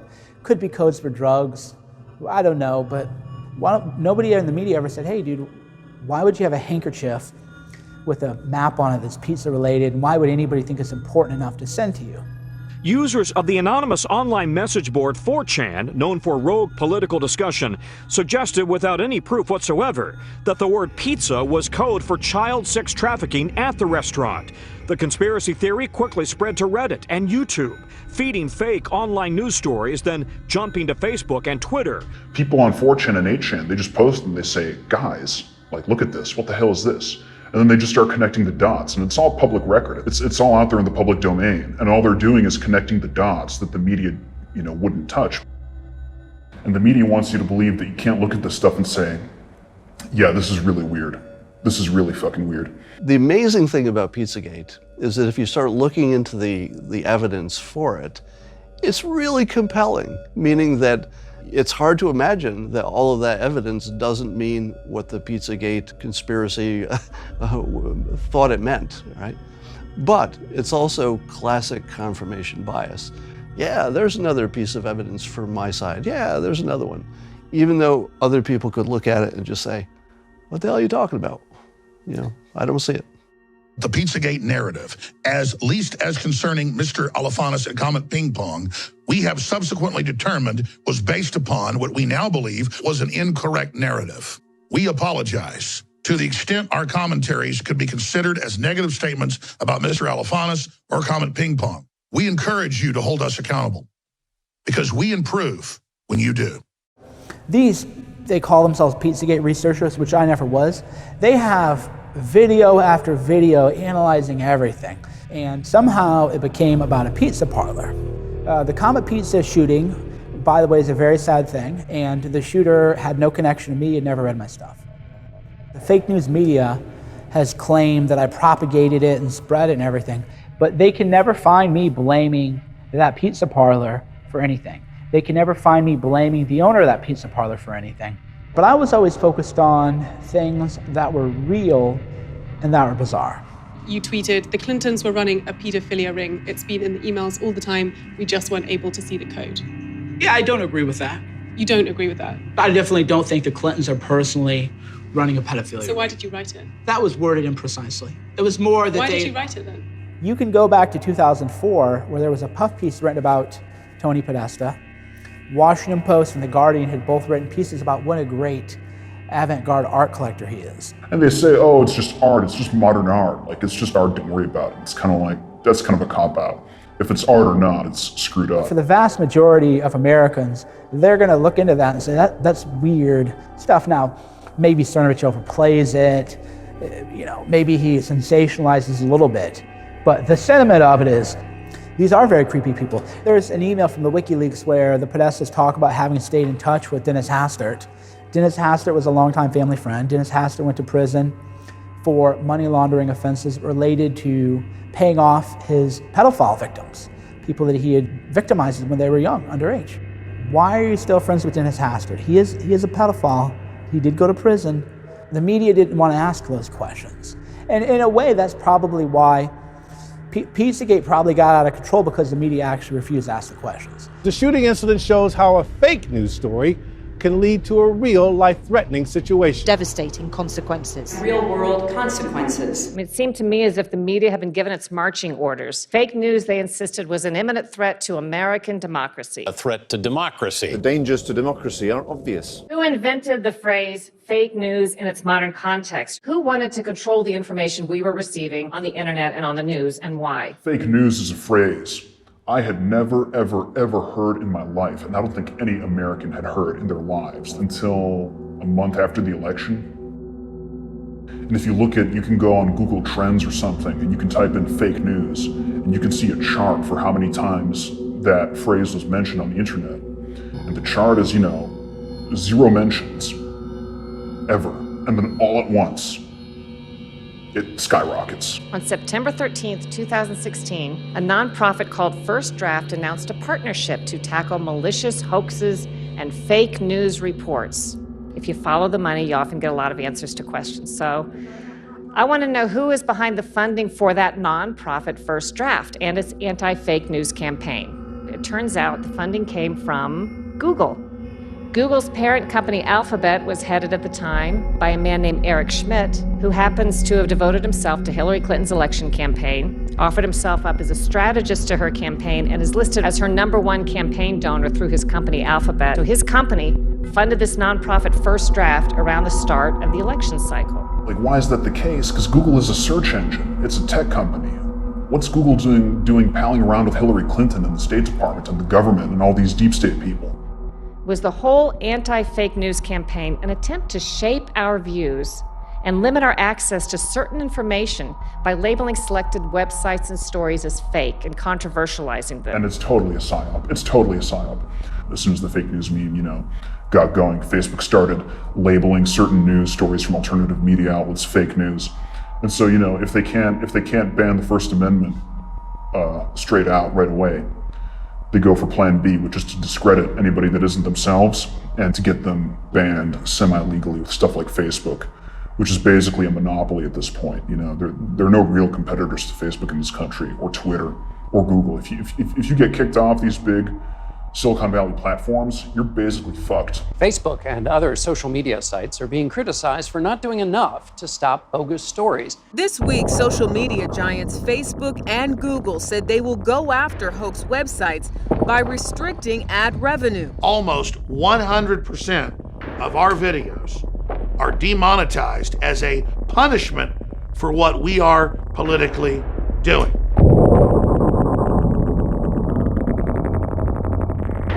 So simultaneously, the corporate media demonizes us for direct selling products so we can fund our operation, while Google had us banned off Google Ads, and while they have demonetized us 95% for our political views. So they want me to just go to the gulag, shut up, go bankrupt, shut down, and stop having my speech, and I'm not gonna do it. I think the end game in America is European-style hate speech laws. A lot of people in America don't know this, but in Germany, in Sweden, in the UK, and in France, you've had ordinary people go to prison for making anti-immigration or anti-Islam posts on Facebook. Sweden should be a canary in the coal mine for the rest of us. The police have just warned us that if we don't leave now and take this escort, it's going to get really bad really fast. They said 50 people could be here in minutes, and they recognize us. They're masking up. We have to leave. And when I go to Stockholm and actually get escorted out by the police, the media in Sweden claimed I wasn't escorted out by the police. Well, no, I have GoPro footage as I was walking out. I took my gimbal and started filming the police behind me. Yet the mainstream media, the Swedish media, reported the police perspective that I was wrong, that I was lying, and then immediately started attacking me. I started getting phone calls. My phone would not stop ringing. They started sharing my phone number with each other. I kid you not. And so I actually went on a national television program. So welcome to Opinion Live. They had scheduled me on this program before I went to Rinkeby. But when I went on, they asked me to explain what happened in Rinkeby. They first said that the police have disputed my claims that I was escorted out and asked me to clarify, to which I responded basically how I just did. And she responded in Swedish. Instead of saying what I said, she said, he's talking about Rinkeby, but the police have disputed what he is saying and said he's lying. I didn't even tell the audience what I said. They just said I was a liar. I've talked with people who have visited Sweden on vacation, and you know what they tell me? They tell me it's the North Korea of the North. One of the largest newspapers, Expressen, hacked a comment system to find anonymous posters. They find their names and addresses.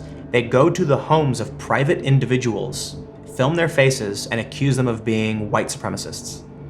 Sure enough, these people lose their jobs. They lose all their friends. People are scared to interact with them. Many people, it's not so much about being scared to interact with them because they don't like their opinions. It's because they'll also get blacklisted. They're going to come after you, and they're going to try and whip up a hate mob and get you fired from your job, ostracized from your community. They're going to smear you. They're going to call you a neo-Nazi white supremacist. They're going to call you a conspiracy theorist. They're going to call you a Russian agent. They're going to do everything they can to shut you down.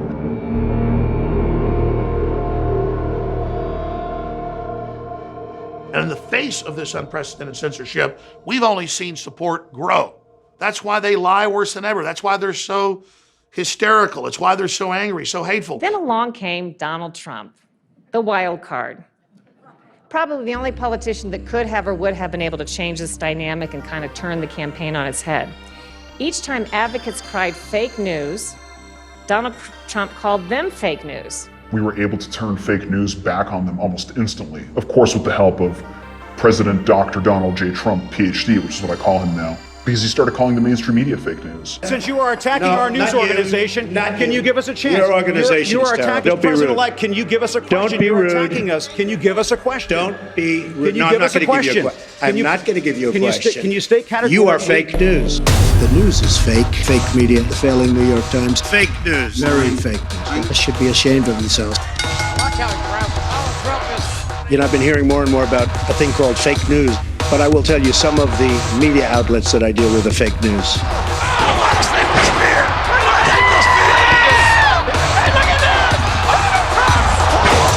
And so as soon as they introduced the idea that news could be fake, it was turned against them almost immediately.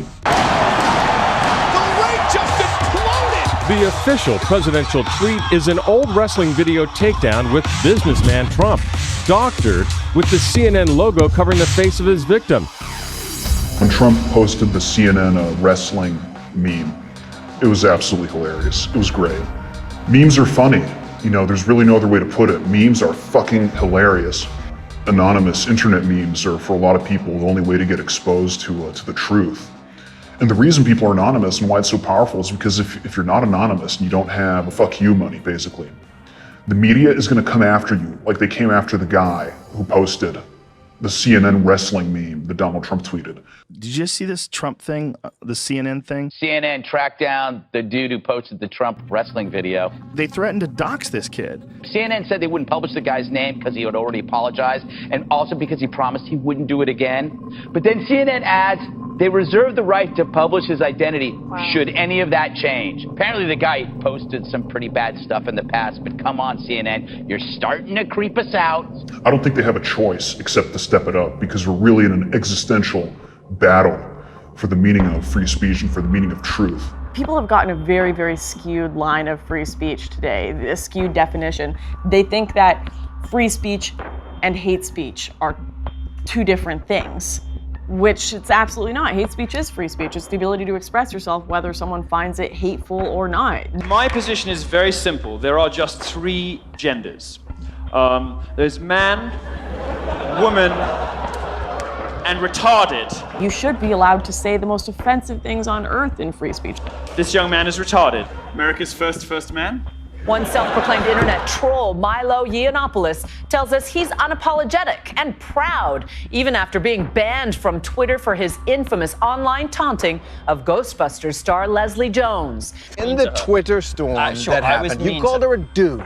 I said it's a good job there's a hot black dude in the movie. She looks like a man. I am entitled to say that I think a celebrity looks weird. I feel like things are going even more and more to each extreme. Milo was touring the country for a bit, and every place he went, there was period blood being thrown. There was girls screaming outside, smashing garbage cans on the ground. There were people trying to punch him on stage. And then eventually liberals just took it to a whole new extreme. And that was at Berkeley.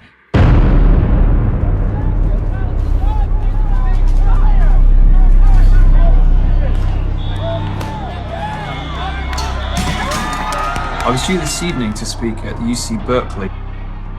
I'm just sitting in a hotel room stunned that hundreds of people were throwing rocks, throwing goodness knows what else at the building, throwing fireworks at the police, because they're so threatened by the idea that a conservative speaker might be persuasive and interesting and funny. They just have to shut it down at all costs. I'm a gay Trump supporter. I wanted to go watch a gay Trump supporter. I think Milo is absolutely hilarious. We met up at a coffee shop across the street from Berkeley, and I was just waiting for my friends to trickle in, and it was just all these Antifa people were already there. So they're already kind of flirting with the idea of violence. So Antifa was a group that was started in the early 1900s in Germany, obviously as an anti-fascist group, but they were the violent, militant wing of the Communist Party in Germany. And as they continued on, they still have the same message. They're communists that believe in destroying anything they deem to be fascism through any means possible. They're screaming, hey fascist, hey Nazi. I forget the particular slogans that they're all chanting in unison. But the irony of it is, because I was so naive, I kind of thought that I could connect with these people and say, like, look, like, I don't support those things either, and they would just immediately understand and believe me. But, you know, symbols are more powerful than words sometimes. And you're wearing the wrong piece of clothing, and it's just not going to do. And props to them for the ones who are doing it non-violently, but I think that's a very rare thing indeed, so thank you. Are you surprised, ma'am? And then 2 minutes after that, bear maced again, like beat with flagpoles. My friend got put in the hospital, and that actually didn't air anywhere.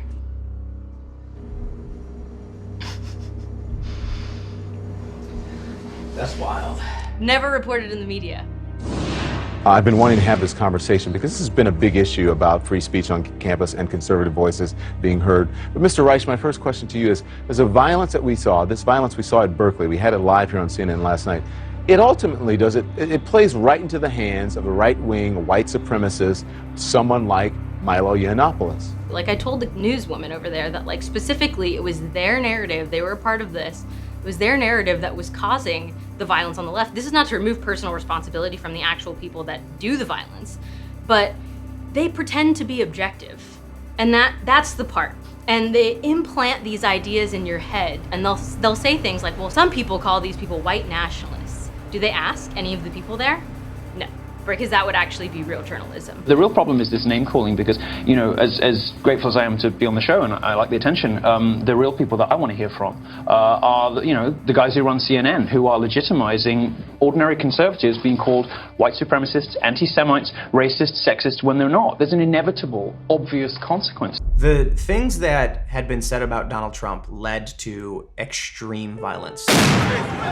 In Donald Trump's America, everyone is speculating as to who should be the most afraid. Black people, Latinos. We grapple every day with what it means to have a president stained by racism. You voted Trump! You voted Trump! I'm just going to be honest. We think there might be a Nazi in the White House. He is a bigot. He is a racist. He is a misogynist. The president's crude and arguably racist remarks. The president has racist views. I'm a Bernie supporter. They finally attacked me. Who did? They thought I was a Trump supporter. I wasn't. Tens of millions of people voted for him after he showed his cards for years. But are you, are you suggesting that they're racist or they're... Yes. That is pure racism. And the president is cynically using that racism to appeal to his base. If everyone is a white supremacist, what does that even mean anymore? You know, you're just gonna accuse anyone who disagrees with you? I have people who tell me that I'm a Nazi sympathizer for being friends with Trump supporters, or that I'm a racist, and I'm actually a mixed race person, right? It's like nuance has gone out the window and none of it matters anymore. Say you worked in a loony bin, and there was this one guy going, the Khmer Rouge are coming! The Khmer Rouge are coming! Pol Pot is upstairs! The Khmer Rouge are gonna invade here! We gotta stop the communists in Cambodia! And you go, all right, Mr. McGillicuddy, that's okay. And you'd lead him to his room, and you go, he was bitching about the Khmer Rouge again. That's the way the media is with Nazis. They see Nazis in their soup. They're everywhere. Now we have Nazi panic, where even if you're a girl, they'll hit you. It doesn't really matter. That's what the media does. There has been far more violence by Antifa against people they don't agree with, especially Trump supporters, than there has been violence by Trump supporters. But the media covers up violence by Antifa. I reported from the White House several times, and on one visit, after the White House press briefing had concluded, I looked over at the assembled journalists and I said, why will nobody here cover the violence against Trump supporters? And why won't you demand that leaders of the Democrats disavow the violence from Antifa the way you demanded Trump disavow violence from his supporters? This is being completely covered up. They laughed at me. They thought that I would care, but their laughter actually proved what I wanted to prove. I wanted them to laugh at me, because then I could show people, hey, this is what the media is all about. They laugh at violence against people if they don't like you. It's also not surprising that the right, in a sense, retaliated, came back out, held more events to counter this use of violence by Antifa. We saw the rise of the base stick man. You know, there's a video of him cracking a stick over this Antifa member's head. And right then I'm like, Antifa is going to double down and they're gonna go nuts. And that's where we saw Antifa throwing explosives into the crowd. M80! Somebody from the Antifa side just threw an M80 into the crowd. We heard a guy got stabbed in the chest. The bike lock basher Eric Clanton hit 7 people over the head with a bike lock. If you were to ask me, I'd say that was an attempt to murder. I guess, you know, it's sadly predictable. That's the scary thing, you know, and it looks like things are gonna escalate because nobody's gonna back down. And this is just the beginning. Just the beginning, dude. We're gonna go to every liberal stronghold, every city, fucking Portland, Detroit, all you cocksuckers in fucking Boston, watch out, we're coming for you. The area for rational discussion, as that disappears more, I think more people are going to be radicalized to both extremes and think violence is an acceptable way of protesting their distaste for other people's opinions.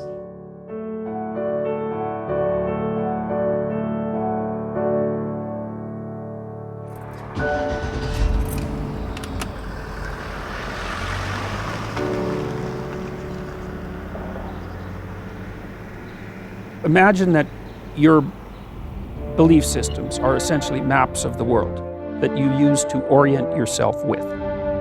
News informs you. If it's real news, it updates your map. It brings you into alignment better. There should be an alignment between you and the world if you're properly informed. You handed almost unlimited power to a fascist wannabe. So arrogant people, resentful people believe that deception works. And it that's just not the case. When you act out a falsehood, then something terrible happens. That's the definition of a falsehood, fundamentally. You know, falsehoods have consequences.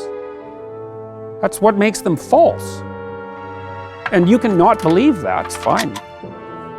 You can even get away with it for some period of time. But you're not going to get away with it for very long.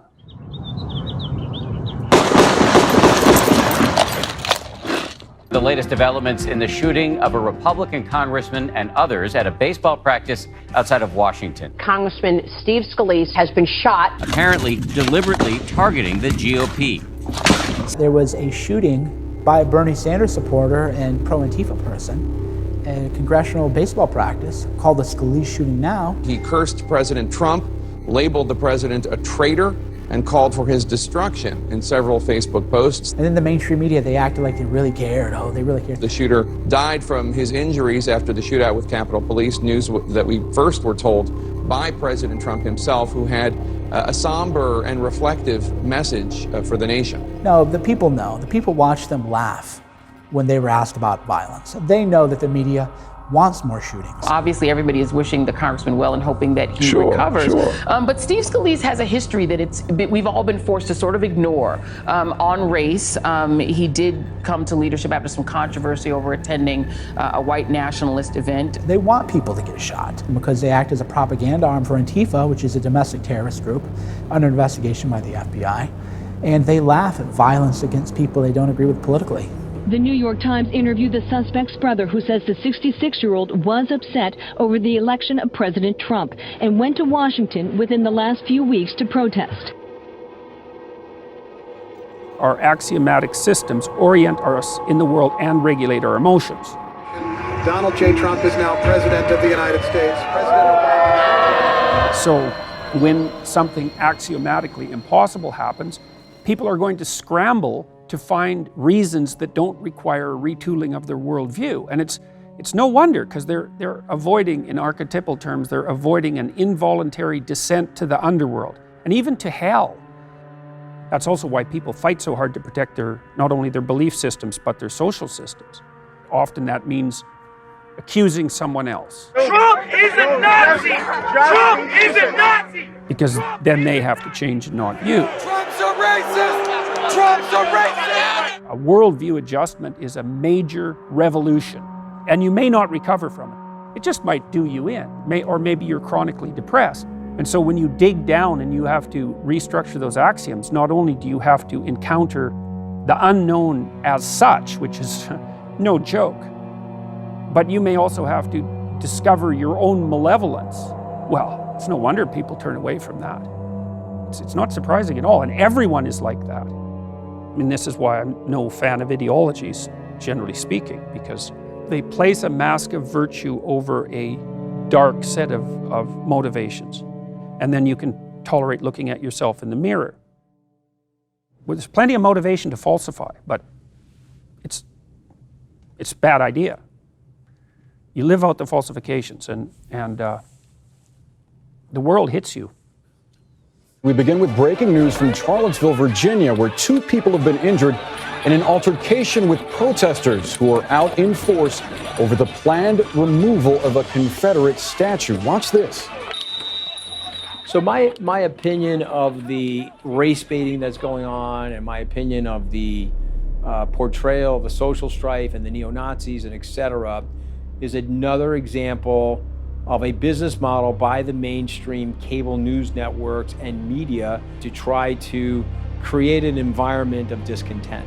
What happened over the weekend in Charlottesville, Virginia was just disgusting. I was watching the news like everyone else,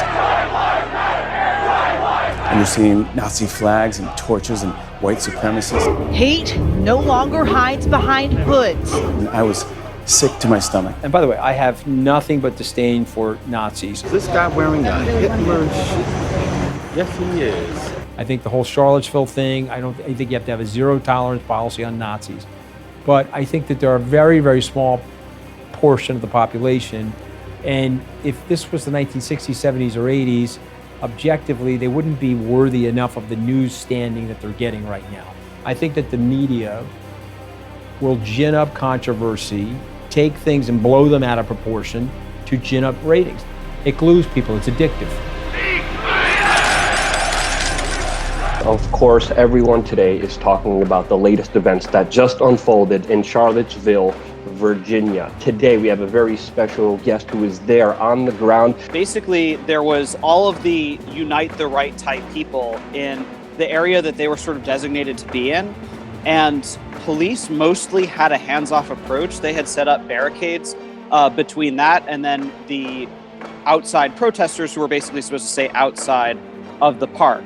The problem is that, of course, the right-wingers have to walk through those protesters in order to get into the park. And so most of the violence occurred kind of at that peripheral. As we've seen from other events like in Berkeley, where there was police and they left the scene and let these two sides fight each other. Hey, how come you guys are hanging back? That would be a good question for the chief of police. What did you see on the ground and how do you think the police conducted themselves today? Mostly the police stayed uninvolved for the first couple of hours. Eventually, the barricades that they had originally set up were taken down by the Antifa. Virginia Governor Terry McAuliffe declares a state of emergency. Then, that terrible moment. When the driver of this gray Dodge mows down a group of marchers who were protesting the rally. 19 people were injured. 32-year-old Heather Heyer was killed. Heather's mother told us her daughter was there protesting white supremacy. The driver was caught by our ABC cameras chanting a message of white power.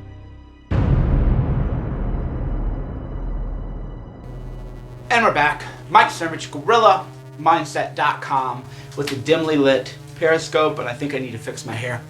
We now have in America neo-Nazi terrorists. I wish it weren't otherwise, but when you're driving a car into a crowd of people after attending a neo-Nazi event, then you have to call it on both ways, right?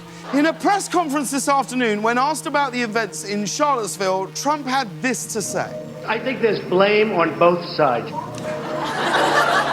All right, it's just like D-Day. Remember, D-Day, two sides, allies and the Nazis. There was a lot of violence on both sides, okay?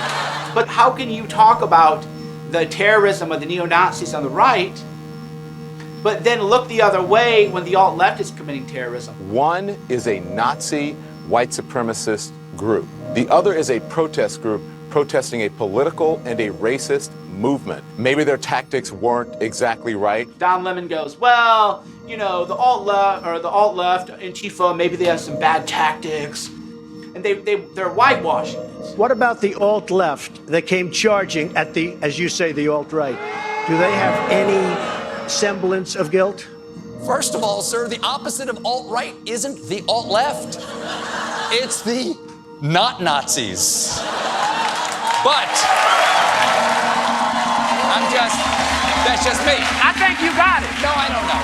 I think you got it. No. Let's be fair, John. I think you got it. You gotta be fair, John. No, that's pretty fair. It's time for the left to actually take a stand. 99.999% of the right is against the neo-Nazis. 99.999% of the left is against the alt-left terrorism, but if you're a liberal, it's time to start calling this stuff out. Thanks for watching. Mike Cernovich. I'll be back soon. We'll talk more. My life is in danger every day because the media has falsely claimed that I'm alt-right, when I'm clearly not. Red Rover, censor a big shoulder. I'm not part of that. You want a red pill? How about a lead pill? The alt-right may have started out as something different a year ago or 2 years ago. It may have been about just an alternative to mainstream Republicans, but it has clearly morphed into ultimately an anti-Jewish, anti-everybody, hate-filled movement. So I've said, hey, you guys have free speech rights. I've said the alt-right has free speech rights to go give their talks on public grounds. But I've said if your movement is based on hate, I completely want nothing to do with it.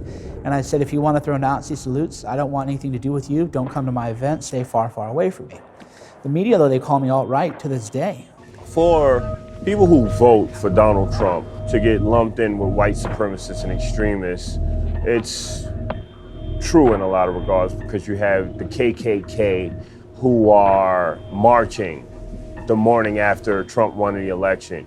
You have alt-right groups and groups that call themselves hate groups that are holding up Trump signs at their rallies. There were Trump signs in Charlottesville, right? Living in America as a black man, I'm constantly traumatized. I'm traumatized by the statistics that I see.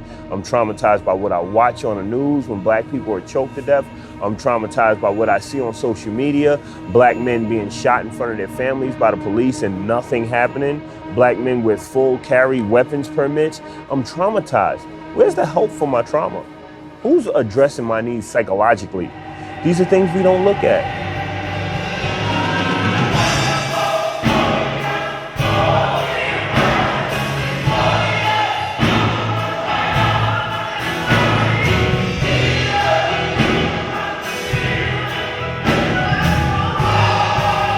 I'm a freedom fighter, I'm a revolutionary, I'm a Christian, I'm a proud American.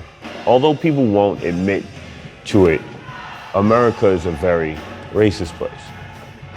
It was founded on racial practices, and these practices still exist today. Maybe to the extent that not to the extent that they were before, but these racist practices still exist. And if you are a Christian, if you are American, you can look at the facts and say, yes, this is true.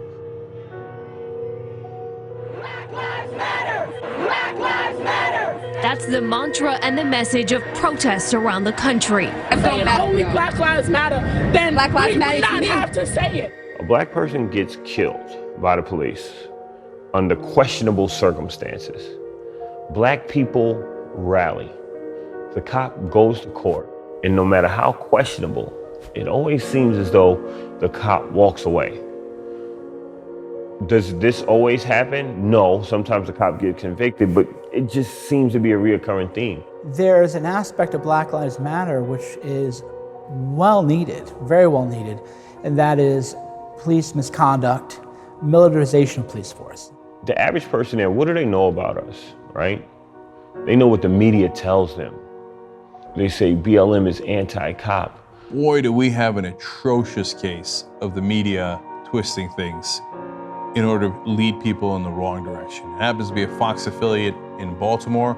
At this rally in Washington, D.C., participants chanted, "We won't stop, we can't stop, so kill a cop." We won't stop! We won't stop! We can't stop! We can't stop! So kill a cop! So kill a cop! And that is not at all what they said. So the actual chant was, we can't stop, we won't stop, till killer cops are in cell blocks. We won't stop! We won't stop! We can't stop! We can't stop! So kill a cop! So kill a cop! On cell block! On cell block! I'm not anti-cop. There are members of my group who are, right? Because I know cops who are, as people, decent human beings. Black Lives Matter has been subject to fake news in the sense that the media does want to sensationalize what is happening. So if there's a big, major protest, then the media isn't going to cover that.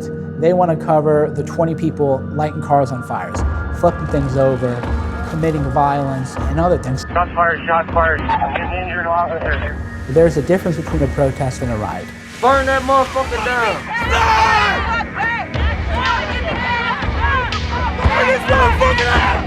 Burn it, bitch down. So in that regard, a lot of people associated with Black Lives Matter have been discredited. But on the other hand, there was a journalist, a Korean-American journalist, Tim Pool, who went to cover the protests, which then turned out to be riots in, I believe, Milwaukee. One of the first things we hear is the crowd getting angry and saying, what are these white people doing here? Fuck white people suck. And it culminated with an 18-year-old white kid being shot in the neck yesterday, so. That's a problem, and that's a conversation that needs to be had.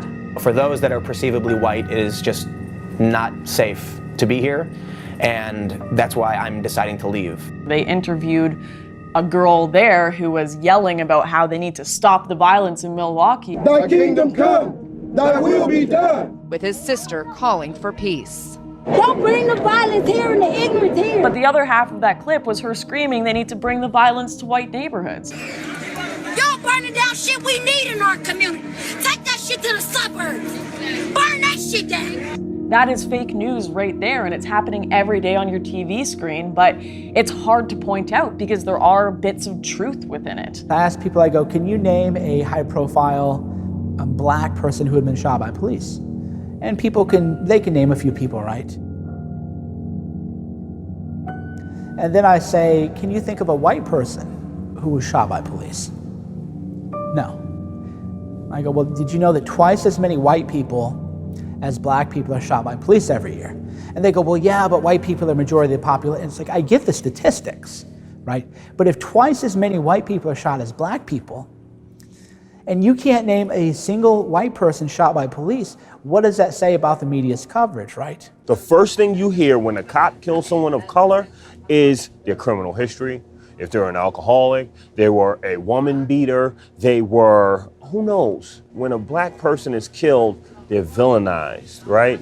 And when a white person is killed, they are victimized.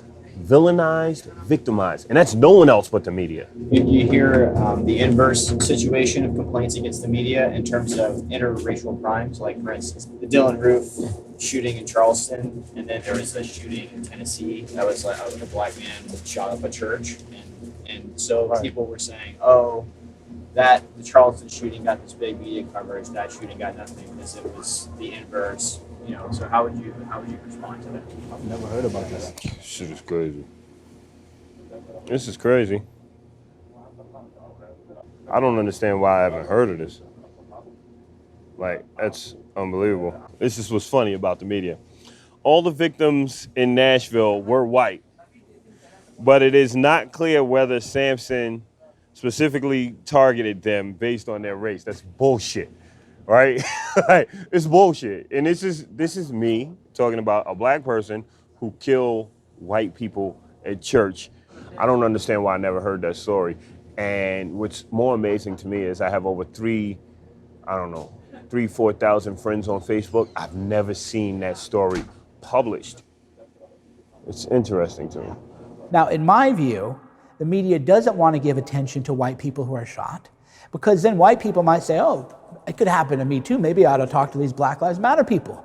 Maybe we can find common cause. The media does not care about black lives. They don't care about white lives. They care about the show. And a Black Lives Matter leader who was reasonable and nuanced and wanted to talk both about rights and responsibilities would resonate with the people. And that would be very frustrating for the media. They don't want people to resonate. The way this rally is different. This is one where it's family oriented. The message is positive. We're here to relax. We're here to have a good time. Washington, D.C., we're standing to the right of the stage at the mother of all rallies. And we had just stepped up and people just started booing us, heckling us. We stood there defiantly with our fist in the air, chanting, Black Lives Matter. So they're chanting back, all lives matter. They're making comments. And, you know, we saw a few people who were in Charlottesville and who we had butted heads with a few weeks prior. And out of nowhere, one of the guys said, so what we are gonna do is something you're not used to, and we're gonna give you 2 minutes of our platform to put your message out. When I got on the stage, my mind state changed. It wasn't fear, it was God, right? And something said, tell them who you are. I am an American. Secondly, I am a Christian. The reason why we fight is to draw attention to issues and to fix it. We are not anti-cop. We are anti-bad cop. We don't want handouts. We don't want anything that's yours. We want our God-given right to freedom, liberty, and the pursuit of happiness. USA! USA!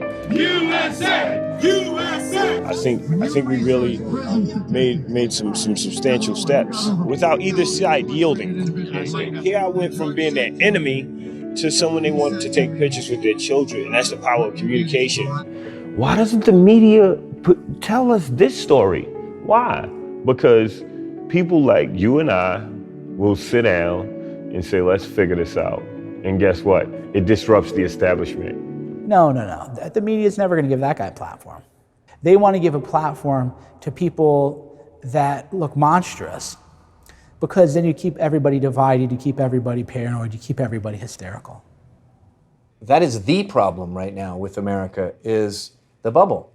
You click away and you unfollow, you separate yourself from people with contradicting views, and then you end up with this sort of snowball of your own narrative. Your narrative should be something like, I'm constantly trying to go beyond the truth that I already hold. Because the truth that you already hold is not enough. You need to know more than you know. If you think about what the news is, what you see in a newspaper or on TV, it's a small fraction of reality, right? There's all the things that have happened. There's all the things that they know about. There's all the things that they decided to write about. There's the things that they decided to write about that you saw, right? And it goes down and down until you're at that individual article. And so you think that when you're reading the news that you're being informed, that you're educating yourself, that you're seeing how the world is, but you're seeing such a tiny fraction of the world. And so you could argue that in a way the media is designed not to inform you, but to keep you uninformed. And that's really scary, that the bubble that we all live in that has no real higher obligation anymore to this sort of philosophical idea of truth is a scary thing. We can't even agree on reality anymore.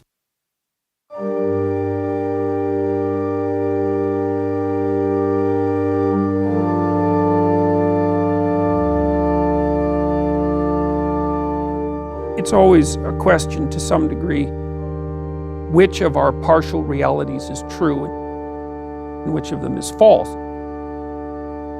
There's a world that exists beyond our comprehension of it, and so you have to lay a structure on it in order to simplify it. The role of a journalist is to lay out an unbiased simplification of the situation and to let the viewers, readers, make up their own minds. But if you introduce an act of deception into the world, it stays and it manifests itself. When you do that, you corrupt the structure of the world and you corrupt your own soul. And God help you. It's not good. It's seriously not good. And we know this if you read who I would regard as the most profound analysts of the totalitarian societies of the 20th century. They come to the same conclusion, which is that the totalitarian states would not have been possible without the moral corruption of the individuals within that society. And if you think that through, then it should make you quake in your boots. We have to restructure our value systems, and so that means going back into the past. If ye continue in my word, then are ye my disciples indeed. And ye shall know the truth, and the truth shall make you free. Amen. Here is no search for truth. The government writes the textbooks, and the children are taught to accept communism and their fate without question. We're at a point where Judeo-Christian ethics can't die, because if it does, then our civilization is done, because its foundation blocks are of that ethic. In the story of Genesis, right at the beginning, is the idea that the essential creative element of divinity is the logos, the word, the truth. And that consciousness calls a world into being through language. That's the image of God in man, as far as I can tell. And so the words you choose determine the structure of the world that you bring into being. So we better get our acts together. We need truth. We need truth in media. We need to open up our eyes. The fundamental question people are going to have, which I have, is how do you know what's true or what's not true? I wonder sometimes if there is a truth that is accessible to us. Like, I don't know if we can ever know what's truth.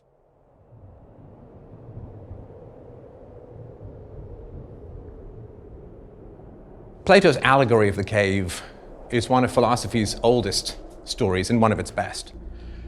In the story, there are people who have lived their whole lives chained in a cave, and they're forced to look at the wall. Now, behind them is a fire, and in front of the fire are various shapes, people, animals, trees.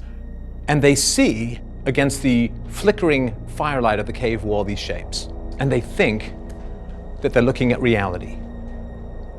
But one day, one of the men breaks his chains, and he turns his head for the first time in his life, and he looks, and he sees the shapes, and he sees the fire itself. And it's startling, and he thinks, that is real. Now I have seen what is real. Before, I only saw the flickering shadows. Now I see what is real. But then, he sees on the far side of the fire a passageway leading up.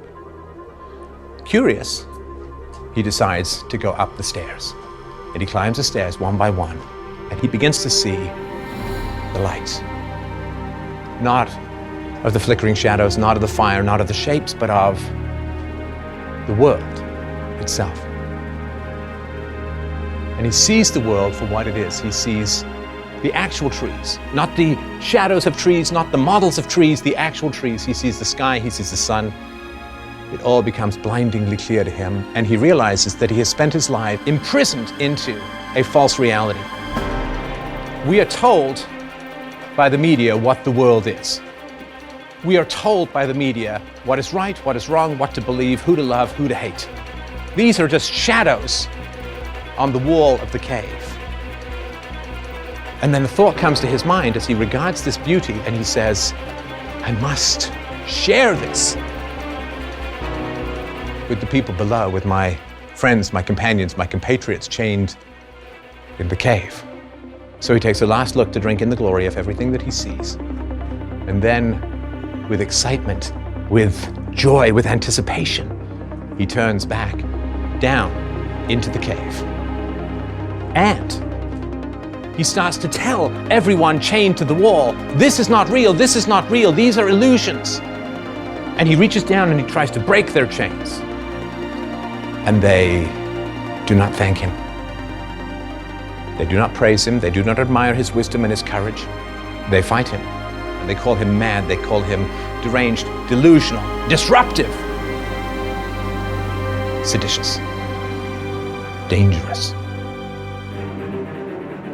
And he faces the choice that we all face when we learn the truth. Do we stay where we are hated, down in the dungeons, among the enslaved, mentally? Do we stay among those fixated on their screens who will not tear their eyes away from a manufactured reality to look at the world itself? Or do we go and climb those stairs again to imbibe all the glory and beauty of the natural world, leaving behind those who fight us for bringing them the truth? I say stand and fight. What is the glory of the world if we must drink it in solitude? What is the beauty of the planet if we must view it alone? We have an obligation, if we have seen the truth, to wrestle the lies from the minds of those stuck in the cave. The cave is the manufactured reality of those who would control us by controlling what we think. But fundamentally, you can't control what someone thinks, because once they think, they are beyond your control.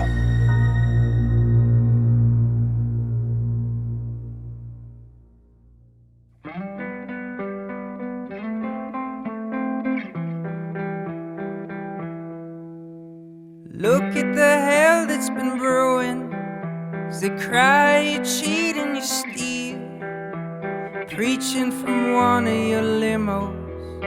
You struggle just paying their bills. You know you're high and you're mighty.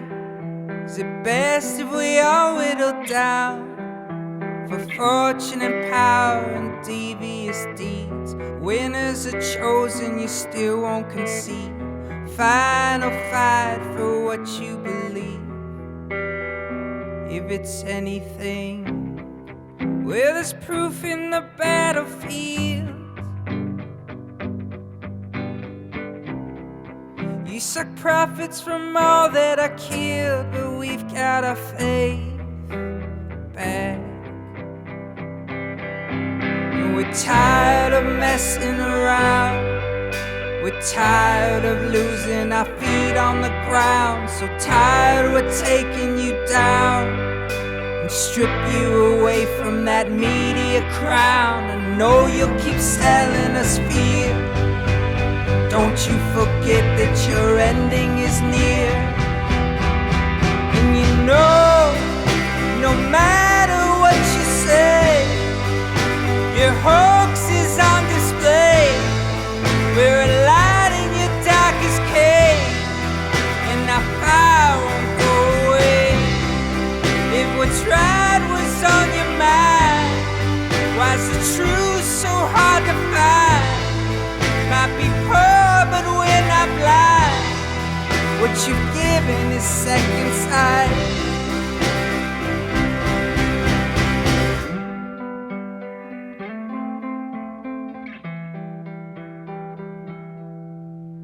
Look at your tiny retraction.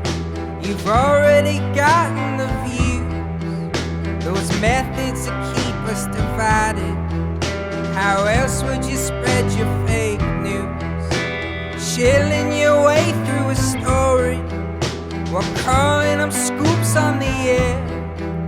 We pray for our youth, but why would you care? Searching for honor in all our despair. Rather be famous, pretend like you're there, and it's never fair. So we've leveled the playing fields.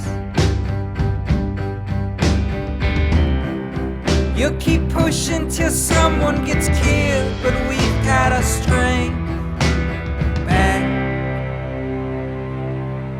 We're tired of messing around. We're tired of losing our men to the ground. We're tired of screaming out loud. We're tired of living our lives in a cloud. Go on and sell us your fear, but look how we've bashed in our enemies' tears. As we're told to shut up and let you play, with our hearts in a twisted game, while your lies all stay the same, and we call you by your name. As your hoax is on the run, and you're like the sinking sun. Don't be sure, just take the plunge, and let thy will be done. Sing, let